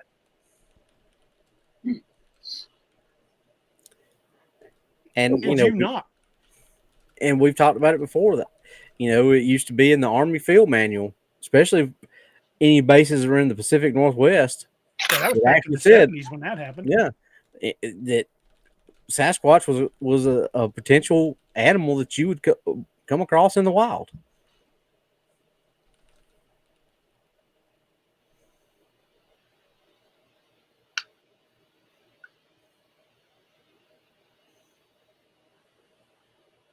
Sorry, I was looking for a picture. So,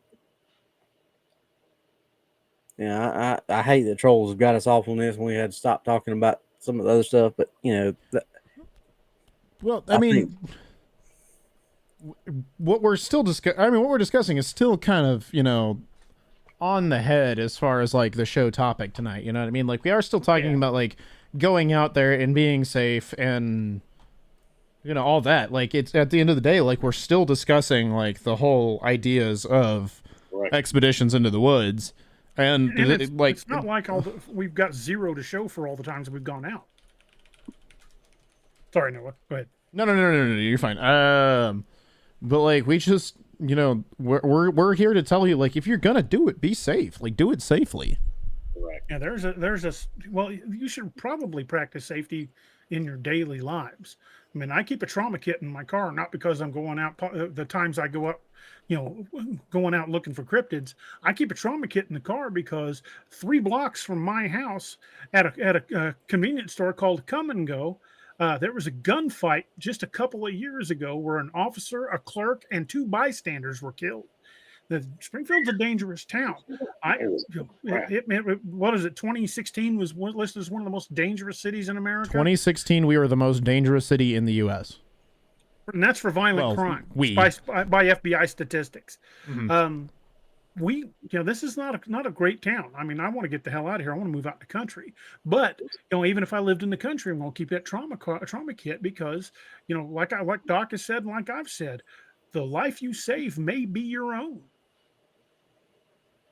Patty says, what year did Teddy Roosevelt start the U.S. park systems? The original concept for the park systems happened in the 1880s, I believe. But I think it was 1901 or 1904 when the Park Services were officially signed into a federal act.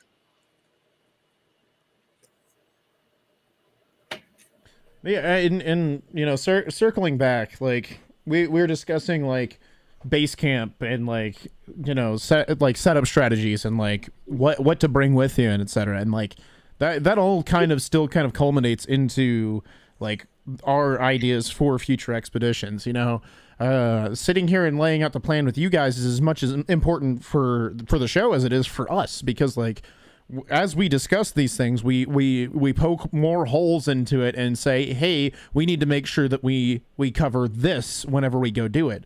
And so like for us to sit here and discuss this, it not only helps us paint you guys a picture of what we're going to be doing, but it helps us paint a much more vivid picture for ourselves for when we do it.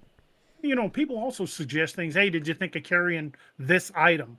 And I've picked up new items that I've thrown in my bag because of suggestions. So, you know, there's no such thing as the perfect survival kit, but always attempting to improve that kit, build the best kit you can build. And when you find something that works better than an item you've got, swap it out. If you find something that does something you don't prepare for, add the item. So, you know, surviving in a situation like that is an ever evolving theory. It is something that you should always constantly strive to be prepared for, because you never know when driving to the grocery store can turn into a life or death situation.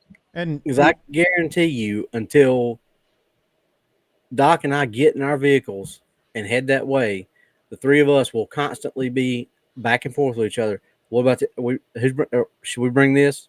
What about this? Should I bring that? While they're en route, we'll be texting about ETAs, where you at, you having any trouble, that kind of thing. Boys, I got to step across the hall. I'm going to mute my mic and blank my camera for just a minute. Go ahead. Oh, sorry, Robbie. Doc and I have had what 5-6 separate conversations already. At least, about loadout. I text Doc the other day and I said, "Hey, have you thought about, which cordless hole punchers we're gonna be bringing?" He said, "Yeah, I've been thinking about it, but I don't know exactly what we need to do yet." And as soon as we got on tonight, the three of us started talking. Hey, what about this? Because Noah's got this, and I've got this, and Doc's got that. We're trying to make sure that we've all got something that's interchangeable. I mean, obviously, each of us will have something that the other one don't have, but we want to make sure that we all have something interchangeable. Because if the what hits the what. Yeah. And well, I mean, and just Ryan, speaking of that, what you were just talking about, would an Apple AirTag work in the woods?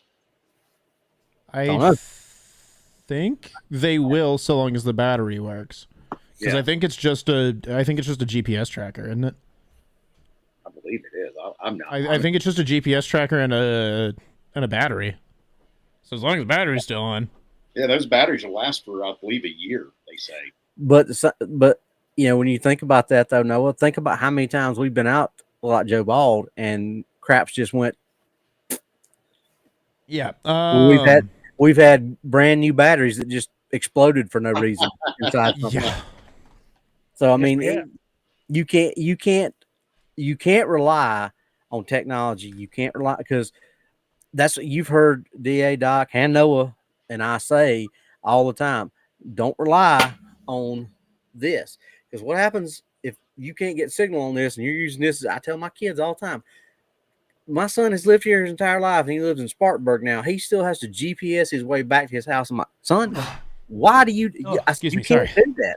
You have to know how to get to places, because if this goes dark, you're SOL. Learn dead reckoning. Learn how to use a topo map. Learn how to use a compass. That stuff. Lensatic compass on my pack. Yeah, I've got one too. Same here. I've got a watch with a compass. I mean, but just being able to go in the woods and look around and say, all right, I know which way, north is. I know which way south is. Getting a feel for, because it's really easy to go into the woods, even woods that are fairly close to civilization. You can get in the woods and get turned around real easy. If you don't know how to dead reckon, and that's some of the things I was trying to show Noah last time that we were in Joe Bald. I was like, recognizing what the difference between a saddle and a ridge and things like this are. I said, because if you understand how topographically things like that are laid out, then you can use the lay of the land to navigate to places. Like, if you can find water, generally you can find civilization, because water flows to civilization. If you can find a creek and follow that creek the way it's flowing, 9 times out of 10 you're going to find some type of civilization or something, or at least a road. Yeah, but that's something that a lot of people don't realize and don't know. And the biggest thing that kills people in survival situations is losing hope and giving up.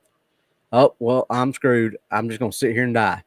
And it's something I want to touch on is this is advice that doesn't only apply if you're like going out in the woods looking for something like this. This is information that will apply if you're going out on an overnight hike. Like, set up a base camp. Like, genuinely, like if you're going on an overnight hike, set up a base camp. And I know a lot of people don't hike, and I know a lot of people don't overnight hike. I dated a girl that loved overnight hiking, and we'd do it every once in a while. Like, we'd just go out to some hiking trail and go walking at night. And I hated it because I know what's out in the woods. I don't want to be out in the woods at night. But she insisted, and I was like, well, I don't want to let you get eaten by something, and so I'll go with you. I'll at least be the faster one to the car if you're getting eaten by something. But that's the point, though. I mean, you know what's out there potentially. And if you're overnight hiking, mark your trail. Mark the way you're going. And, like G.I. Joe told us, knowing is half the battle. Mm-hmm. Well, to kind of go with that, I want to show something. Give me just a second to pull it up. Let me bring this image up and share it with y'all, just to kind of give you an idea of what we're dealing with. This is what's called a hydrological map, and this is just the state of Missouri. This is every known river system in the state of Missouri.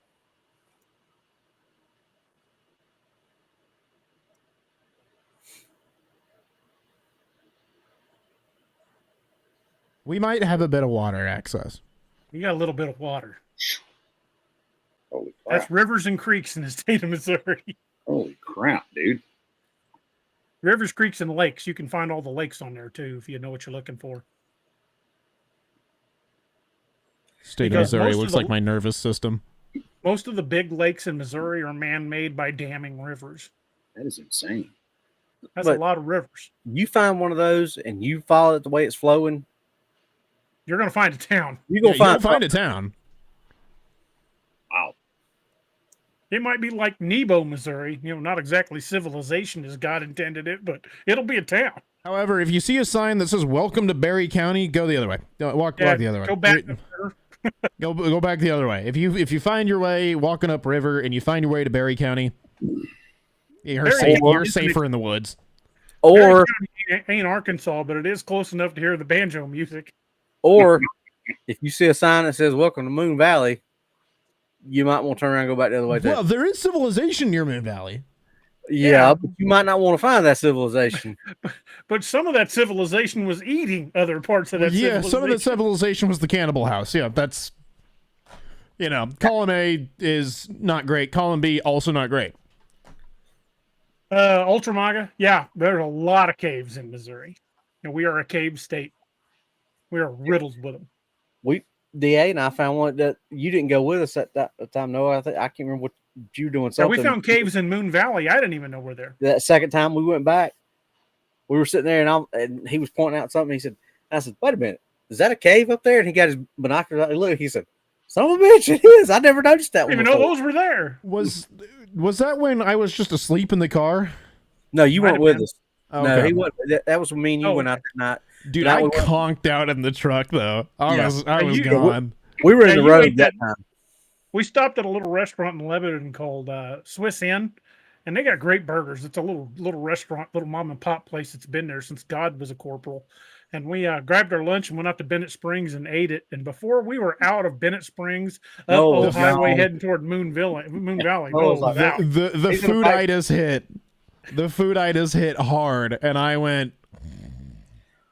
I mean, we probably drove around for close to an hour or more, and he never moved. Yeah, I was out, dude. The fooditis hit me bad. That was we went in the bathrooms there in Bennett Springs, and they had that sign that says "Don't clean the fish in the sink." Don't clean your fish in the sink. Yeah. Oh, yeah. No, I said that must be a problem around here. Dude's over there catching trout, taking them over to the sink, and just be like, "Yeah, this is as good a place as any." Paul mentioned earlier about putting a tracking chip in your dog if you're taking your dog out with you. Yeah, that would definitely work, especially if you got hunting dogs. I know a lot of guys that hunt with dogs that do just that thing. But when we go out on these expeditions, number one, I wouldn't take a dog. Because some of the places we go have been known for feral pigs, and feral pigs will attack and kill your dog. Also, if you do get into an area where there's some squatchness going on, they're pretty notorious for taking it out on dogs. But Harley's a house hippo. He doesn't do well in the outdoors. He doesn't even like to go out when it's raining. So I don't think we're going to get him out in the deep woods anytime soon. And the weirder part, if you have your dog chipped to where you can track it, is if that dog gets eaten and then you check the tracker and the tracker's still moving. Whoa. It's coming back towards you at a high rate of speed. Yeah. You see the tracker's approaching and you can see that your dog is missing. You're like, He says, instead of Big Trouble in Little China, it's Big Trouble in Southwest Missouri. You ain't far from wrong, man. Well, hell, ED, Eric Testerman, he lives out towards Moon Valley, not quite to Moon Valley, but he lives out that way. He's probably 3/4 of the way between here and Moon Valley. He's closer to Moon Valley than I am by quite a bit, but he's also just a couple hundred yards from the Niagara River. And we were out at his place just a few weeks ago, and we were hearing all kinds of crap out in the woods. And just the other night, Eric texted me. He's like, "Hey, man, I just heard a howl." And I'm like, "Did you get it on record?" He said, "Nope. By the time I got out on the porch with my recorder, it stopped making it." He said, "But I heard it was either, it was like a, how did you describe it, man? Did you describe it was it a howl or a roar? I don't remember. I'd have to look at the texts. But that was just a couple nights ago. He's got activity out by his place." Wow. Well, think about when we went out to your buddy's house that night, DA. And think about, we didn't see or hear anything, but just listen to some of the stuff that they said that they've had happen out there, and look at, like on the drive in there, I was telling you, I was like, man, this is not a place, because it was just one of those, you drive in and you're on this little dirt road, and I mean, you can't see 3 feet on either side of the road beside you. And I'm like, dude, this is just, you would just expect something to come running out of the woods. And you drive through the Mark Twain, the highways are like that. 10 feet off the road on either side, you can't see farther than that. The highway is going through the Mark Twain. That's what, people just that don't get. Eric says it was a howl. People that don't get out and get into these places and don't see this kind of stuff, like some of the places you've been, Doc, when you've been up camping, up in Colorado, up in them high mountains. I mean, unless people have seen places like this, they don't understand how wild these places are. Yeah, it's true. I mean, there are, because DA says it all the time. If you look on Google Maps and look at the Mark Twain, look at how much unbroken green stretches across this country. It is. Yeah. Well, that night we were talking about government land. We had talked about, we thought it was a big deal when we said that the National Park Service is over 88 million acres that we're not allowed full access to. But and that doesn't include state parks, wildlife management areas, or anything like that. When we started adding all that in, plus land controlled by the Bureau of Land Management, it was over 1 billion acres. That's billion with a B. 1 billion square acres of land that we don't have full access to. That's a lot of land. That's a lot of land. There's a lot of uninterrupted habitat people don't realize we still have. There's a lot of countries that could fit inside that area and disappear. You'd fit a big chunk of Europe in that. Yeah. Well, think about when we had Leon on last time, we were talking about that, and Leon was like, holy crap. He said, that's bigger than our whole country. Well, the Mark Twain National Forest alone is between 2.5 and 3 million acres. And that really butts almost dead up against the Ozark National Forest. And that's another 1.5 or 1.6. Well, so between the two of them, that's almost 5 million acres. Well, and think about, we talked about it too, the New Jersey Pine Barrens. That's 1 million acres too. I mean, that's just, you think about New Jersey, most people think the city.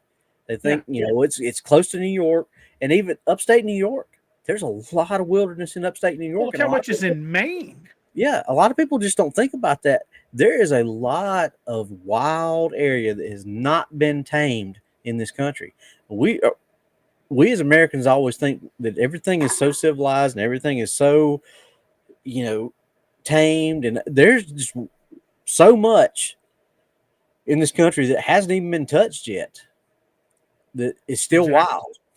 Linda Bergman says something weird here the past few months. No coyotes, no deer, and haven't seen the bobcats that we used to see on our trail cams and home security cams. To me, that says big predator. Now I can't say, I can't give you any indication exactly what that might mean. You might have a bear in the area. You might have a mountain lion in the area. You might have multiple bears. You might have a pack of wolves. You've got a big predator in the area. And yes, that could include a cryptid. And when me and Noah were out at Eric's place, we heard a whoop from down toward the river. And it started right after we'd been shooting. We went out to hit. Eric's got a little target tree set up, and I was out there playing with my 357 and my shotgun, and right after we quit shooting is when we heard that whoop. That's, people just don't realize how much of it there is, especially ones who, just sit at home, and there's nothing wrong with that, because not everybody likes to get out and do this kind of stuff. I love it. Even a bad day in the woods is better than a good day in town. Oh, I agree, but that's not everybody, and I understand that, and I get that. But you can't sit there and say that everything is, there's no chance for anything like this because we've tamed all this. No, we haven't. We're not even close. Like we were saying about just the state of Alaska. This is just the state of Alaska. Alaska is so vast that if you could explore 1 square mile, not 1 square acre. 1 square acre is a pretty good sized chunk of land, but 1 square mile per day, it would still take you over 100 years to see that entire state. And 1 square mile is a lot of territory to cover, especially on foot. Yeah. What did we say? That there's no way it would take you 3 lifetimes to even think about looking at all and not just Alaska, just if you look at all the land that we've talked about before, it'd take you 3 lifetimes to try to explore all that. You still wouldn't get all of it. Canada. I mean, let's just take Canada for example. 90% of Canada's population is within 200 miles of the U.S. border. That means the northern part of Canada, the bulk of Canada, is uninhabited. Yep. And I think it's not even 200 miles. I think it's within 100 miles of the border. 90% of Canada's population lives within 100 miles of the U.S. border. Daniel Boyd says, "Hey, DA, I sent you a recent pic of a couple wolves on trail cam." And, I was talking to a guy, ran into him at a come and go not too long ago with U.S. Missouri Department of Conservation. And I said, "Hey, I've got a question for you." He said, "What's that?" I said, "A buddy of mine got wolves on his trail cam." He said, "What kind?" I said, "Red wolves." He goes, "Yeah, we've been seeing them for a number of years." He said, "I thought you were going to say timber wolves." I said, "Well, I heard timber wolves down on Table Rock Lake just a few months ago." And he goes, "Well, that doesn't surprise me. We've been hearing them for a while too." I'm surprised. He just casually admitted it. He goes, "Now, if you look at the website, our official position is there are no wolves in Missouri." He says, "But we've got hundreds of trail cam images." And what was it in northern Missouri, up near the Iowa border? They had the first grizzly bear sighting in Missouri in like 150 years. Mm-hmm. I remember telling you about that. Last recorded grizzly bear was sighted in Missouri in 1867. They're getting hungry. But it's like we've talked about with all this other stuff. I mean, it's not just cryptid sightings. It's not. I mean, all these big predators and things like this are on the move, and because things are getting. I don't want to use the term upheaval, but that's the best term I can think of because of just the way things are going. I think we were closer to hitting the nail on the head when we talked about our COVID theory. Yeah. When people stayed home for almost 2 years, we started seeing animals coming back into habitats they hadn't been in a long time. And once they start doing that, it's hard to push them back out because they get used to these feeding grounds. We're seeing deer here in the center part of Springfield, and it was very rare to see deer anywhere but at the edge of town. Hell, Noah and I were out in the backyard the other night, and we could hear coyotes from when we are not at the edge of town. We're probably 3 miles from the city limits, and well, maybe not 3 miles, probably 1.5 miles from city limit. That was a bit of an exaggeration, but from the direction they were, it was easily 1.5 miles to 2 miles. I guarantee that's where they were, because I think they were out there by that Union Cemetery, just from the distance and the way that sound was carrying.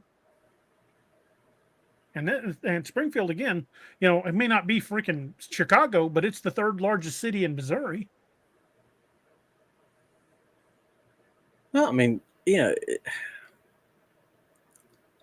it's definitely a big city. It's a city that if you've never been in it, it's hard to explain that. But driving through it, like especially the first time that I drove through Springfield, you look at it and you're like, you wouldn't think that there's places pretty close that are just like, vast wilderness areas. Yeah, I can drive 10 minutes in any direction and take you into the woods. Yeah. But you don't think that, especially if you live in the middle of that city. Like, and I think when me and Noah was going to get food one time, we drove wherever that little place we went to when we went past the baseball stadium. Qdoba? Maybe. Me and you went to get food, and it's like, I think we went to Qdoba. Yeah, it was just like, you look at that and you don't think, because that is what you think of when you think of a big city. That's what you think of. I mean, in the middle of a heart of a downtown with people everywhere. But like you said, 10 minutes in either direction that you go, and you could be completely cut off from civilization. Nothing around. And it's just... Just north of Springfield is Fellows Lake, which is a pretty popular area for people to go have picnics. It's just a few minutes north of Springfield. In fact, it's owned by Springfield City Utilities. It's the biggest water reservoir for the city of Springfield. You can't swim there. You can boat. You can fish. But it's just a nice little area. Noah and I heard whoops out there, and it is literally just north of town. Heard whoops and tree knocks on the north side of that lake.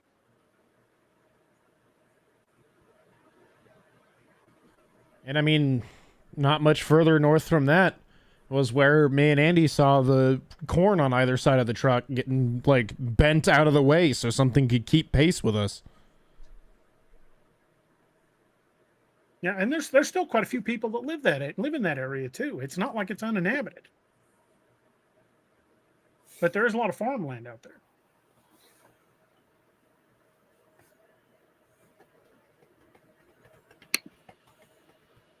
Just Ryan says Alaska has another cryptid that nobody talks about, the Cadborosaurus or Caddy, the Caddo Lake monster. I've heard about that one. I don't generally cover a lot of the waterborne cryptids, but we'll probably be digging more into that this coming year.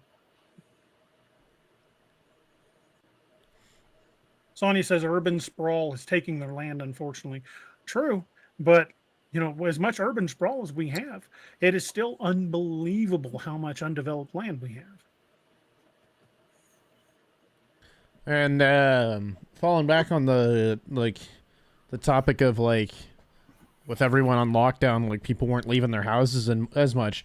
That would be almost right on why we would be hearing whoops and whatnot near the lake, because if things were getting used to the fact that there weren't really people around and they could go to this water source, then Yep. They probably use that a lot as a water source, and it's the biggest freshwater water source in that area.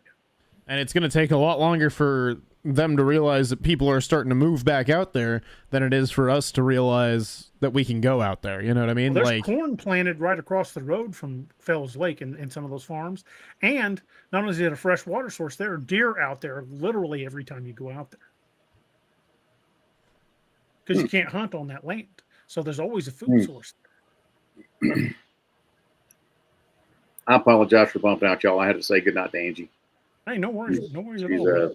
She's in Mississippi taking care of her mom. Again. But I think that, eventually it's going to come to a head eventually where there's just going to be so many sightings that it's going to be impossible for, even if you look at the books that people are writing. I mean, DA, you've been writing about it longer than most of them, but there is, like, if you just go on Audible and you search Bigfoot horror or cryptids or anything like that, you'll have 500 books come up. People writing about. I told you about the one that I just read. I can't think of the name of it, but the one where I told you they had the Major Clark. Was that Rogue? Rogue, yeah. There's a reason that's a popular topic for people to write about right now, because all these sightings are on the rise, and there's more people coming out and saying, "Hey, I saw this," or this unexplained thing happened to me, or whatever the case may be. I just think eventually it's going to come to a head where something's going to have to give, and the government's either going to have to say, "Yep, they exist."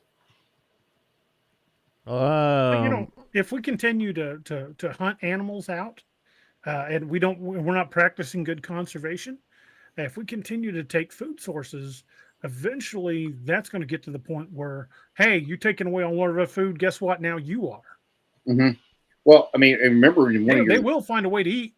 In your Lakeview books, they were in the amusement park, right? And that's based off of real incidences of people seeing them raiding dumpsters and things like that.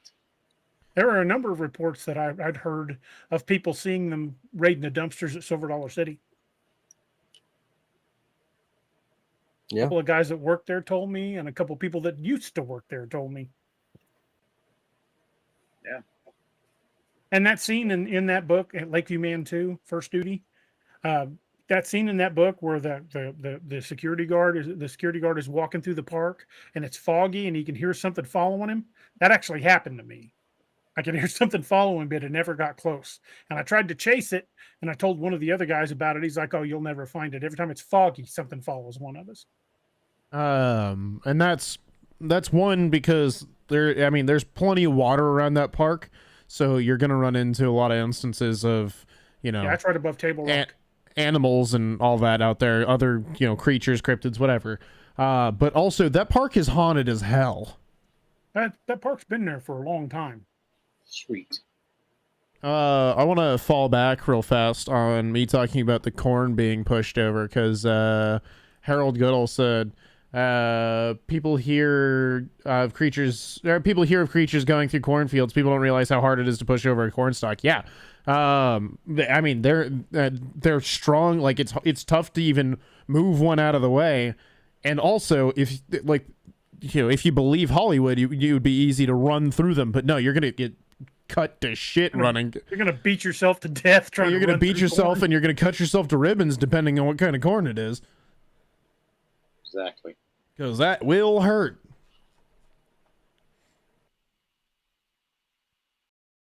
Bobby, we can't hear you. We lost your audio, buddy. We lost the Robbio. Robbie, you're gonna have to go out and come back in. We lost your audio, brother. I don't know why it's only Robbie. Oh, it's happened before. Has it? That's right. Yep. But it did happen. It seems to happen to Robbie a lot more frequently than it does me. Robbie's happens to Robbie more than anybody. Yeah. It's usually there's some point here lately though. He's been getting through entire shows, but if somebody loses audio, it's usually Robbie. Yeah, you're right. But yeah, I mean, like whatever was pacing us while we were in that cornfield, or rather while we were flanked by a cornfield on either side of us, whatever was pacing us was big enough to where we could see the tops of the stalks moving as it was like pushing stuff out of the way. So like whatever was moving those corn stalks out of the way had to have been pretty decent sized. Well, that night we saw that thing cross the road in front of us up at Lexington, Missouri. It walked out of one cornfield and into another. And slinked into the next one, yeah. Although whatever Anyway, that Robbie, was. what were you saying before you lost your audio? I don't remember. I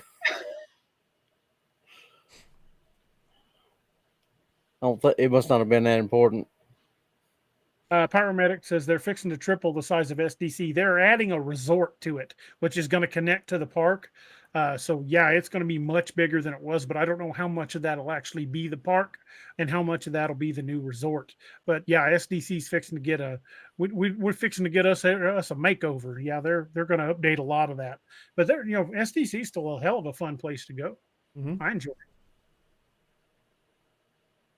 That's why we usually get season passes, because we all like going there. However, be very prepared for running into a lot of very inconsiderate people. Well, anytime you get that many people in a crowd, it happens. True story.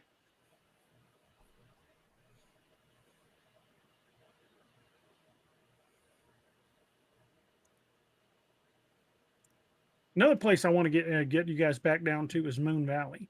Now that it's cooler and there aren't a lot of people down there, I'd say the activity is going to pick up. Because the last time Robbie and I were down in Moon Valley, we had my son Nathan play the shofar, and we got a response. It just wouldn't come close.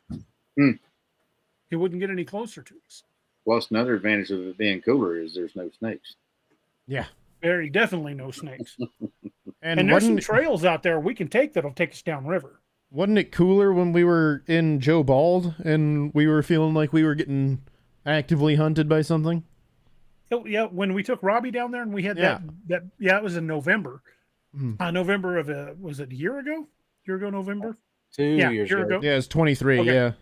Okay, November of 23.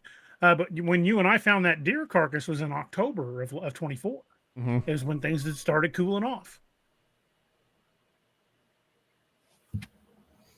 Ash is right. Yeah.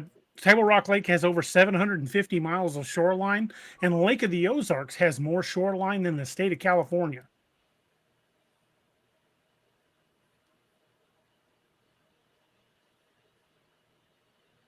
And Lake of the Ozarks, whether or not you believe in cryptids, is completely irrelevant when it comes to Lake of the Ozarks, because Lake of the Ozarks has some of the biggest damn catfish around. There's some big, like cryptid level big ass catfish up there. Holy. Also, there's that, oh God, what was the name of the town? The town under Table Rock Lake? Or not Table Rock, Lake of the Ozarks?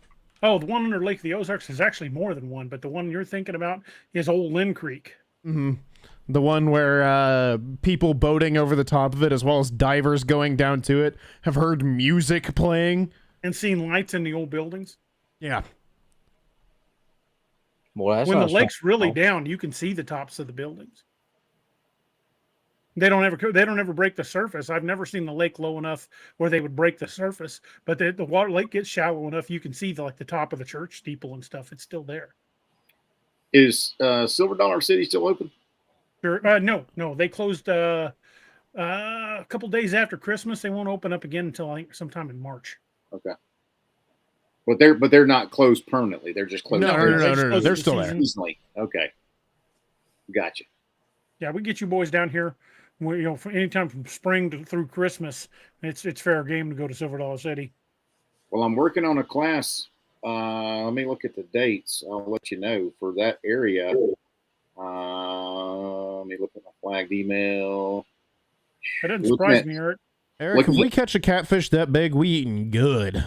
Looking at 8-9 March. Okay. Well, when you get a chance to come here, we're going to run out to Walnut Grove and let you talk to my old chief and see if he can put together a class. That'd be fine with me, man. Yeah, that'd be fine with me. Yeah, that'd be awesome.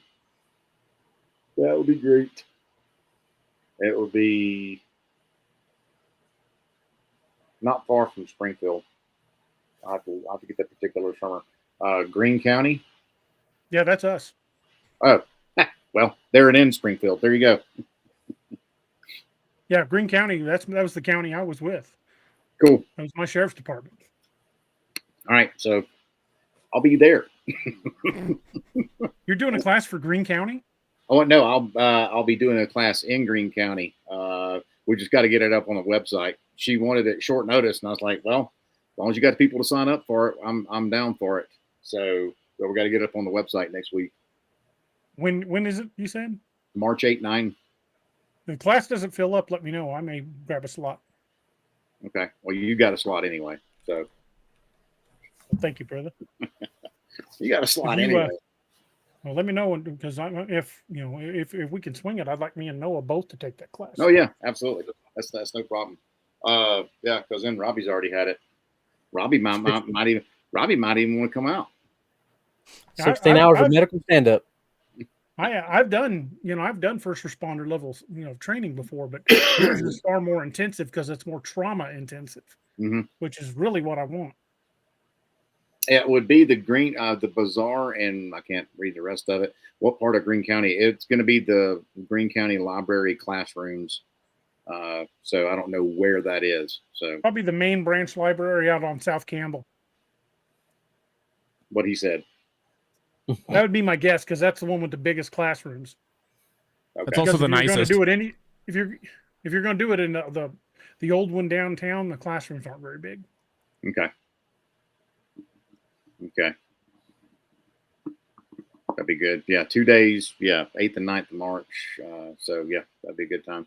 I'm hoping we'll get up on the class on the website next week, and when next week's show, hopefully it'll be up, and we can let everybody know from that area. So that'd be good. White says he may come to that one if he's able to.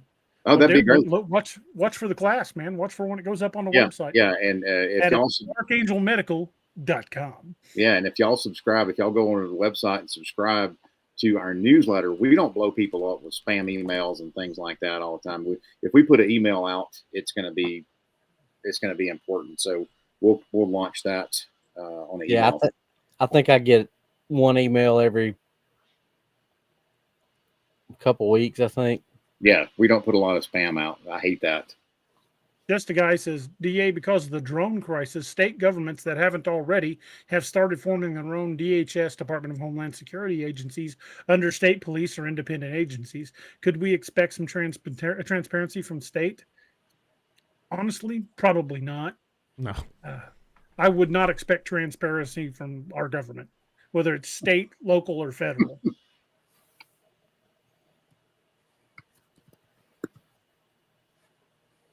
Because generally their idea of transparency is highly redacted.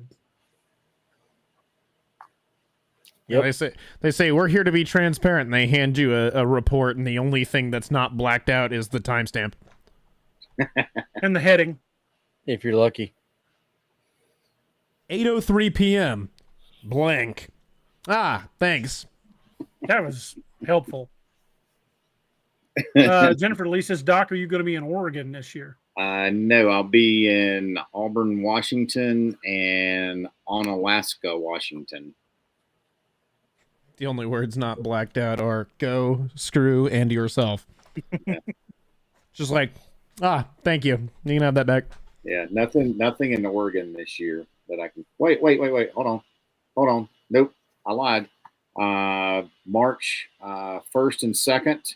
We have a class in Salem, Oregon. So I'll write her that. I'll respond to her. Okay. Yeah, and all these classes that I'm talking about are up on the site. Vicki Denson says she was a trauma nurse for 30 years. She's seen enough trauma. I'm right there with you. I've seen my fair share of it. But it doesn't mean I don't want to keep my skills fresh just in case something bad happens. New stuff coming out all the time. So I've been a trauma nurse for 24 years. So, yeah, all kinds of stuff. I've just had trauma for 25 years. No, you are trauma. Yeah, it is.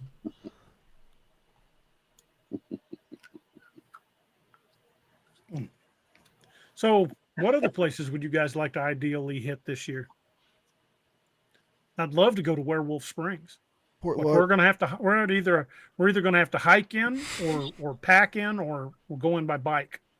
Yep, we've been talking about that one for a long time. Or horseback. You can take horses in there.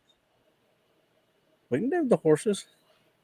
If I'd have to find somebody with horses. I don't know. Yeah, well, so if we're taking horses in somewhere where we might be potentially running into cryptids, you have a point. Do we really want our transport to leave us behind? Just hold on real tight.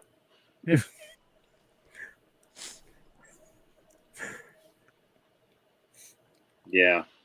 Horse says, It's gonna be a guy says, is there lore behind that name? Yes, there is. The reason they call it Werewolf Springs is there have been dogman-like sightings there dating back to the early 1800s. A number of reportings of killings in and around Werewolf Springs, which is exactly why we want to go there. I half expected you to say, yeah, they call it a spring because there's a spring there. I'm a smart ass, but not that bad a one. Is there any lore behind that name? Yeah, there's a spring there.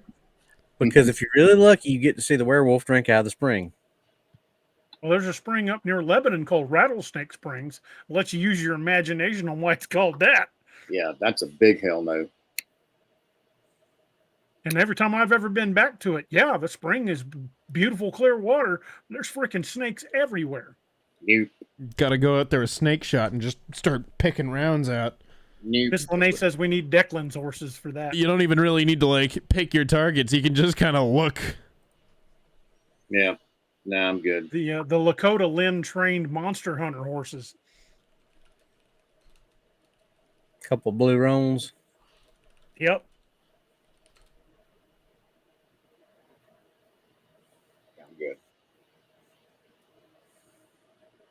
Our roulette says I live near Werewolf Springs in Dixon, Tennessee. You could probably tell us some stories we ain't even heard about that place. There's sightings of a dogman-like creature, a white one, that near that area fairly frequently. Camo Dad says ATV, UTVs. That would work, but I don't think they allow motorized vehicles. That's why I'd like to get some of those e-bikes. Oh, she says he'd rather deal with snakes than hell-spawn spiders. How about it?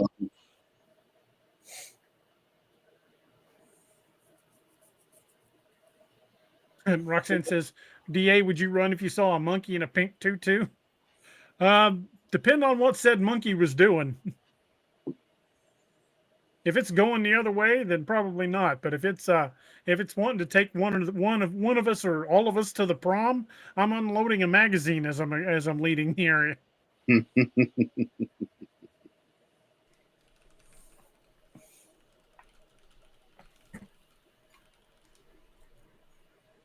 No, it's actually going out there going, I'm singing in the rain.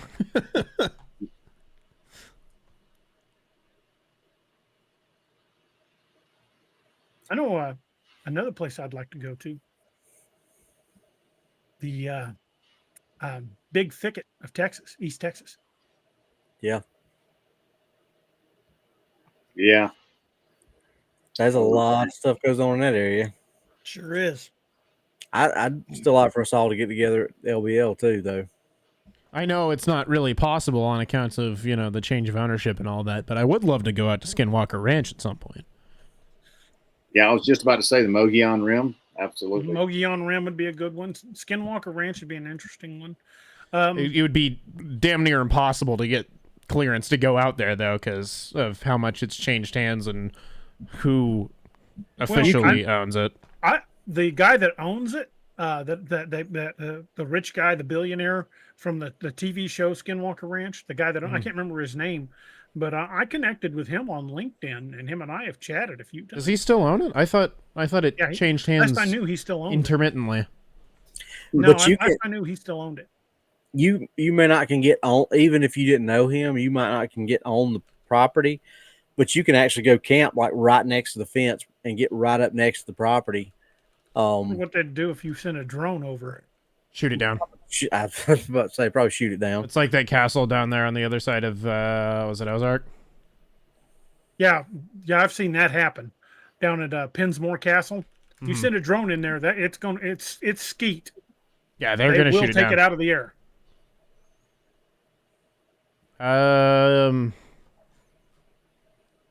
I wouldn't mind going out to Bray Road if at all possible, but Bray Road would be a good one. Yeah, that's a bucket list for me too. That's certainly a bucket list one for me. Bray Road would be a big one that I'd love to go to.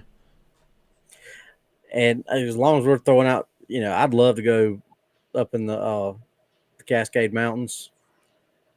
Mm-hmm. Mm-hmm. That'd be fun. Yeah, Skookum and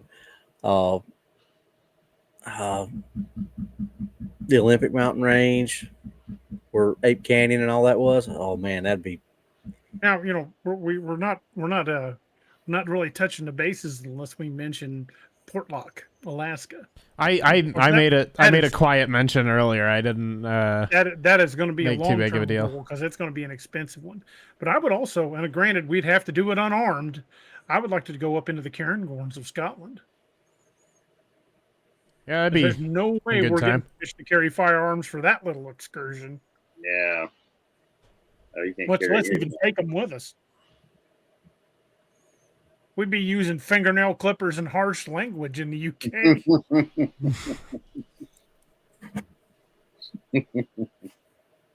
True story. We'll take Leon with us. Oh, that'd be a hoot.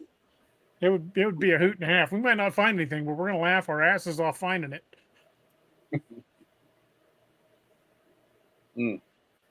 Sonia says, "Dream big or don't dream at all." Absolutely.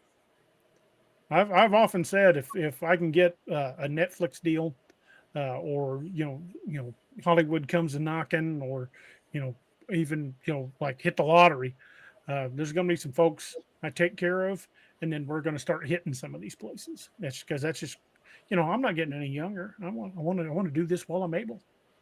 Yeah. I also wouldn't mind. Oh, sorry, Doc. What's the Headless Valley? Not the Honey Valley. Honey Valley. That's in Canada. But we've also got that Headless Valley down in Arizona. I wouldn't mind going down to the Louisiana Delta because of the sightings down there. Yeah. Well, that and Island. Like skunk apes even. Honey Island. Yeah. Honey Island Swamp Monster.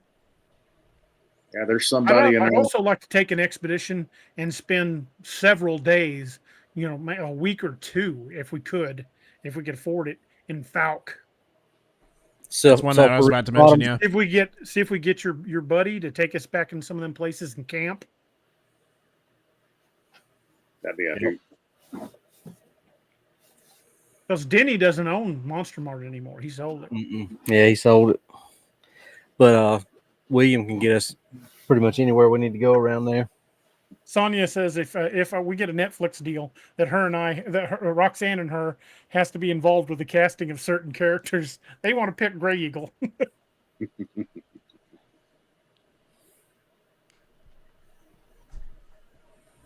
Now, that could probably be arranged. I'd certainly want your input on it. I would hope that if my books did get made into movies or like miniseries or things like that, that I was allowed to be involved in the project. I would love to have some input on the way the scripts are written, and I would also love to be able to be involved in the casting. I don't want to act in it because I'm a writer, not an actor, but I would love to be some form of consultant on the production. And I would love to see like the production company that did Jack Carr's Terminal List series, or somebody that like the Lee Child's Reacher series. I'd like to see a production company like that get a hold of it, rather than somebody that's going to twist it around and make a mockery of it.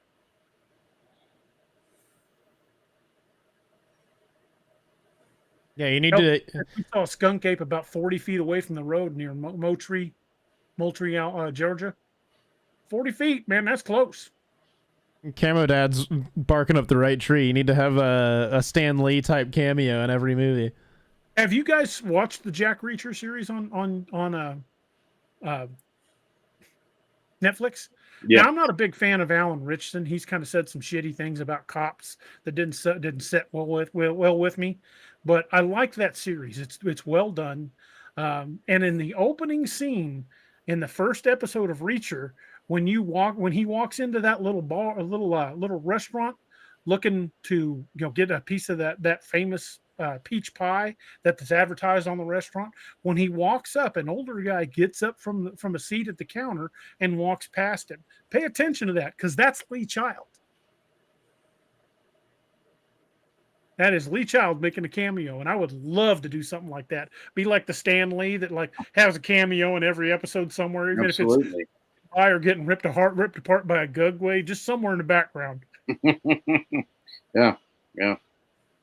Like what was it in Maximum Overdrive with Stephen King? His cameo was at the ATM. Honey, this machine just called me an asshole. Or in Sleepwalkers when he's the cemetery attendant. Yeah. Mm-hmm.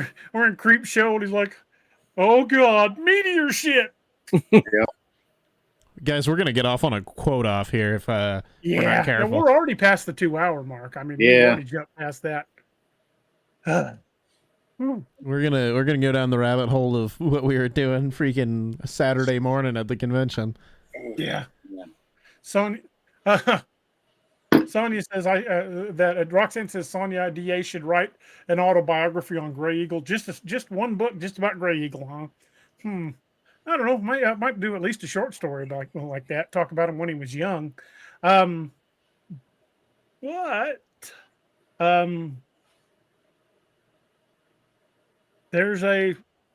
a story that I've got in the works. I can't decide if it's going to be actually part of the Dark Frontiers universe or if it's just going to be a standalone story. But the working title is Devil of the Absarokas. And it's going to be set up in the mountains of Wyoming. And it's going to be pretty intense. It's going to be, let's just say it's going to be basically Dark Frontiers meets Last of the Dogmen. That kind of thing. It's all going to be on horseback. It's all going to be up in the mountains. And it's all going to be with what they got on them. Hey, Billy. Said I just made it. I have to watch the whole thing tomorrow. Well, sorry you missed all of the live part, but glad you got to be here. Sonia says yes. Well, I will probably be doing a Gray Eagle standalone at some point. I got a lot of plans for a lot of books.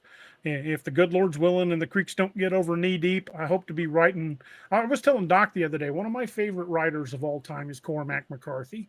Wrote No Country for Old Men. He wrote The Road. He's a gut punch kind of writer. Yeah, just a fantastic writer. But Cormac's 95 years old and still writing books. That's my idol right there. I want to be 95 and still punching these books out. And for those of you that live anywhere near the state of New Mexico, you could probably by chance run into Cormac. He lives in Santa Fe and is known to just run into people at open air markets in Santa Fe. So one of these days I want to hit Santa Fe and just wander around, see if I can run into Cormac McCarthy.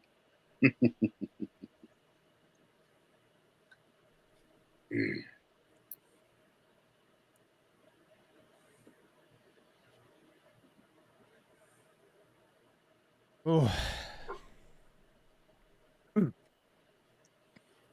Hey, I want to play something for y'all real quick. Miss Naoma made a commercial for me a while back, and I thought it was pretty awesome. But this one was made for me by E.D. Testerman, and I want to see what you guys think of it. I'm gonna play that real quick. Actually, it's made a couple, but this is one of my favorites. What do you guys think? I like it. Pretty good. I thought he did a good job on that. I like that. I'm going to be popping those in from time to time. Well, boys, anything else you guys want to cover before we start wrapping things up? Because we're well past the 2-hour mark. Hillary says, so how much snow you get? I think we got between 6 and 7 inches all told. Not bad. It's already started to melt off.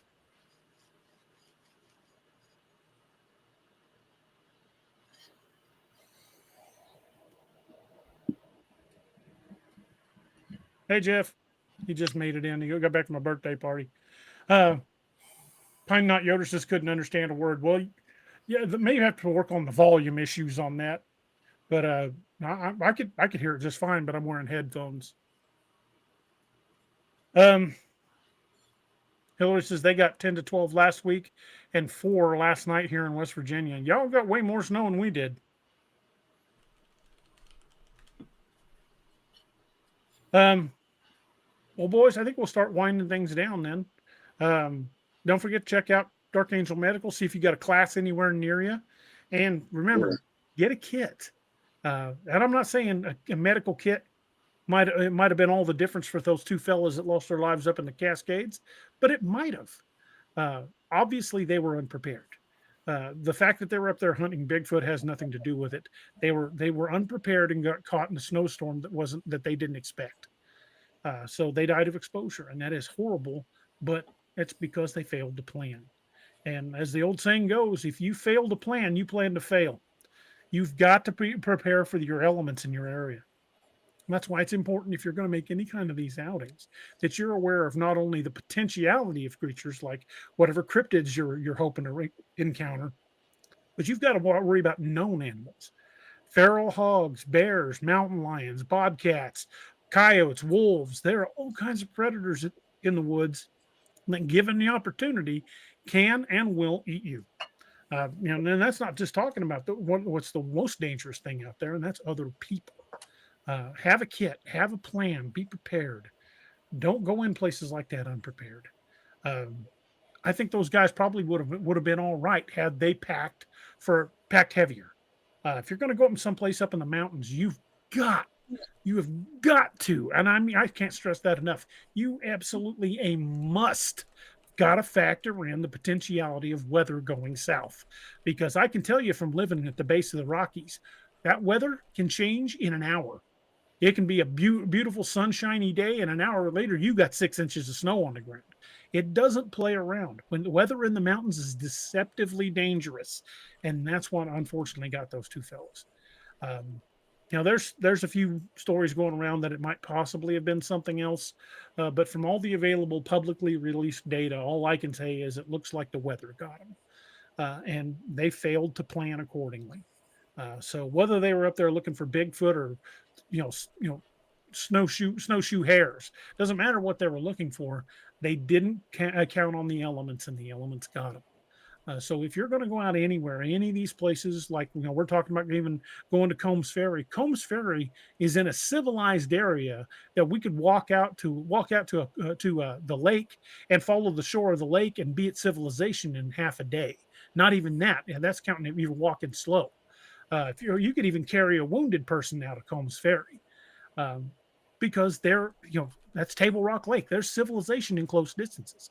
But if we went out and say Moon Valley, we're miles away from a house. So we're looking at a lot of distance to cover. If we go out to Smiddle Cave, it's the same way. There's some houses out there, but it's a bit of a hike. If you go out in some of these areas that are off grid, if you find yourself out in the national forest, or some of these other places like deep off trail, you might be miles away or days away from rescue.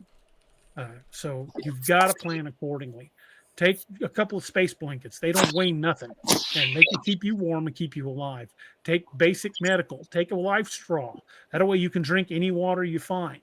I'd rather get a little sick to the stomach drinking pond water through a life straw than die of dehydration. Remember the rule of 3. This is something you've got to remember every time you go out in a wilderness situation. Doc, what's the rule of 3? 3 days. Was it? Yeah. 3 minutes without air. Yeah, 3 minutes, 3 days, 3 weeks without shelter in extreme weather.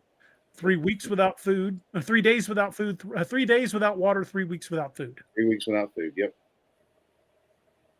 Have a plan. It's pretty simple. Yeah, just have a plan. And a med kit should be at the core of that plan. Now, and I'm not just blowing sunshine up Doc's kilt. Doc's kits are it's going to sting, but they're worth it because it's quality material, and you can pay for it through Sezzle, so it ain't going to sting much. The thing is you can buy cheaper kits, but when it comes down to it and it's time to save your life, do you want a $2 kit or a $200 kit? Do you want a kit that's actually going to save your life is the question. You know, you cannot put a price tag on saving your life or the life of one of your kids or somebody you love. Right. Like the doc said, those are birthdays in packages, birthdays in boxes.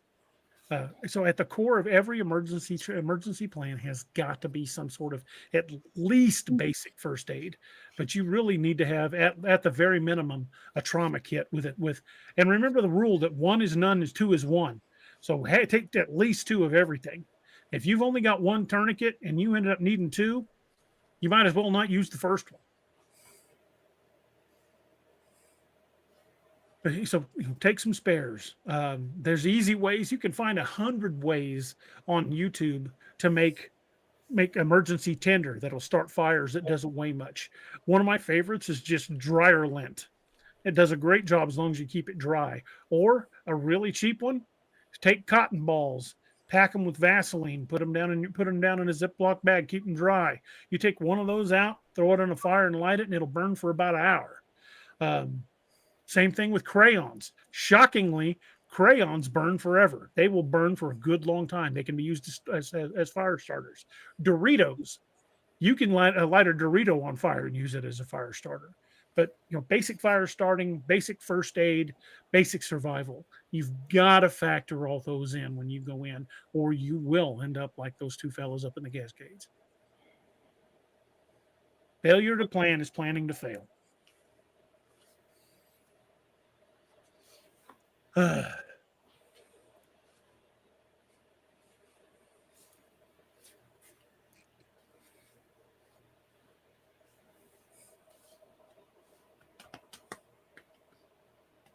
says keeps the USMC fed as well. Yep. Always find a Marine you can find a crayon to start a fire with. Amen. But folks, thank you guys for hanging out with us. We had a great time tonight. That's just some of the stuff we're planning on doing this year and in the coming years. Good Lord willing, and the creeks don't rise. And if I can get the books a little farther out there, I really want to see us do some more, deep woods live videos.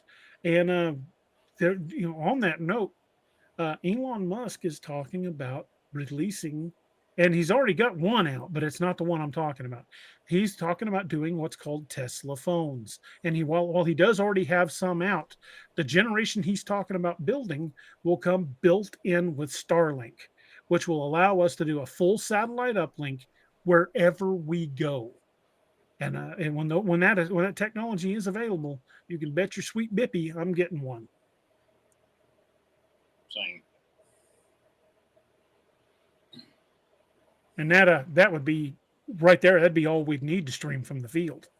Yep, absolutely. But pending that, I've got some ideas which we're working on. Now that we're winding things up, I always want to mention the 22 a day foundation. We lose 22 veterans a day to suicide, and that is unacceptable. That is a number we can directly affect. Reach out to your friends and family in uniform, be they veterans, active duty, National Guard, Reserve, or first responders, because the things that they've seen, things they've had to go through, takes a toll on. Because you never know when that one text, "Hey, you okay?" You send somebody a meme, just messing with him. You get somebody to laugh. You make somebody's day. You let them know you're thinking about them and you're caring about them. You might be one that keeps a person off that edge that day. And we should never let the hard days win, because at least 22 times a day they do. So again, reach out to your friends and family in uniform. Let them know you care. Let them know you're thinking about them, because let's get 22 a day. And that's a number we can directly affect. The VA may not be doing their part, but we can, because we all know somebody that served or is serving. So again, reach out to them, let them know you're thinking about them. I want to see if I can summon Doc. I'm going to pop the cork. Guess it didn't work.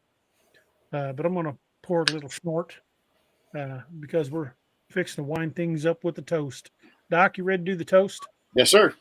I just had to fill my water up. Right. Well, you know what?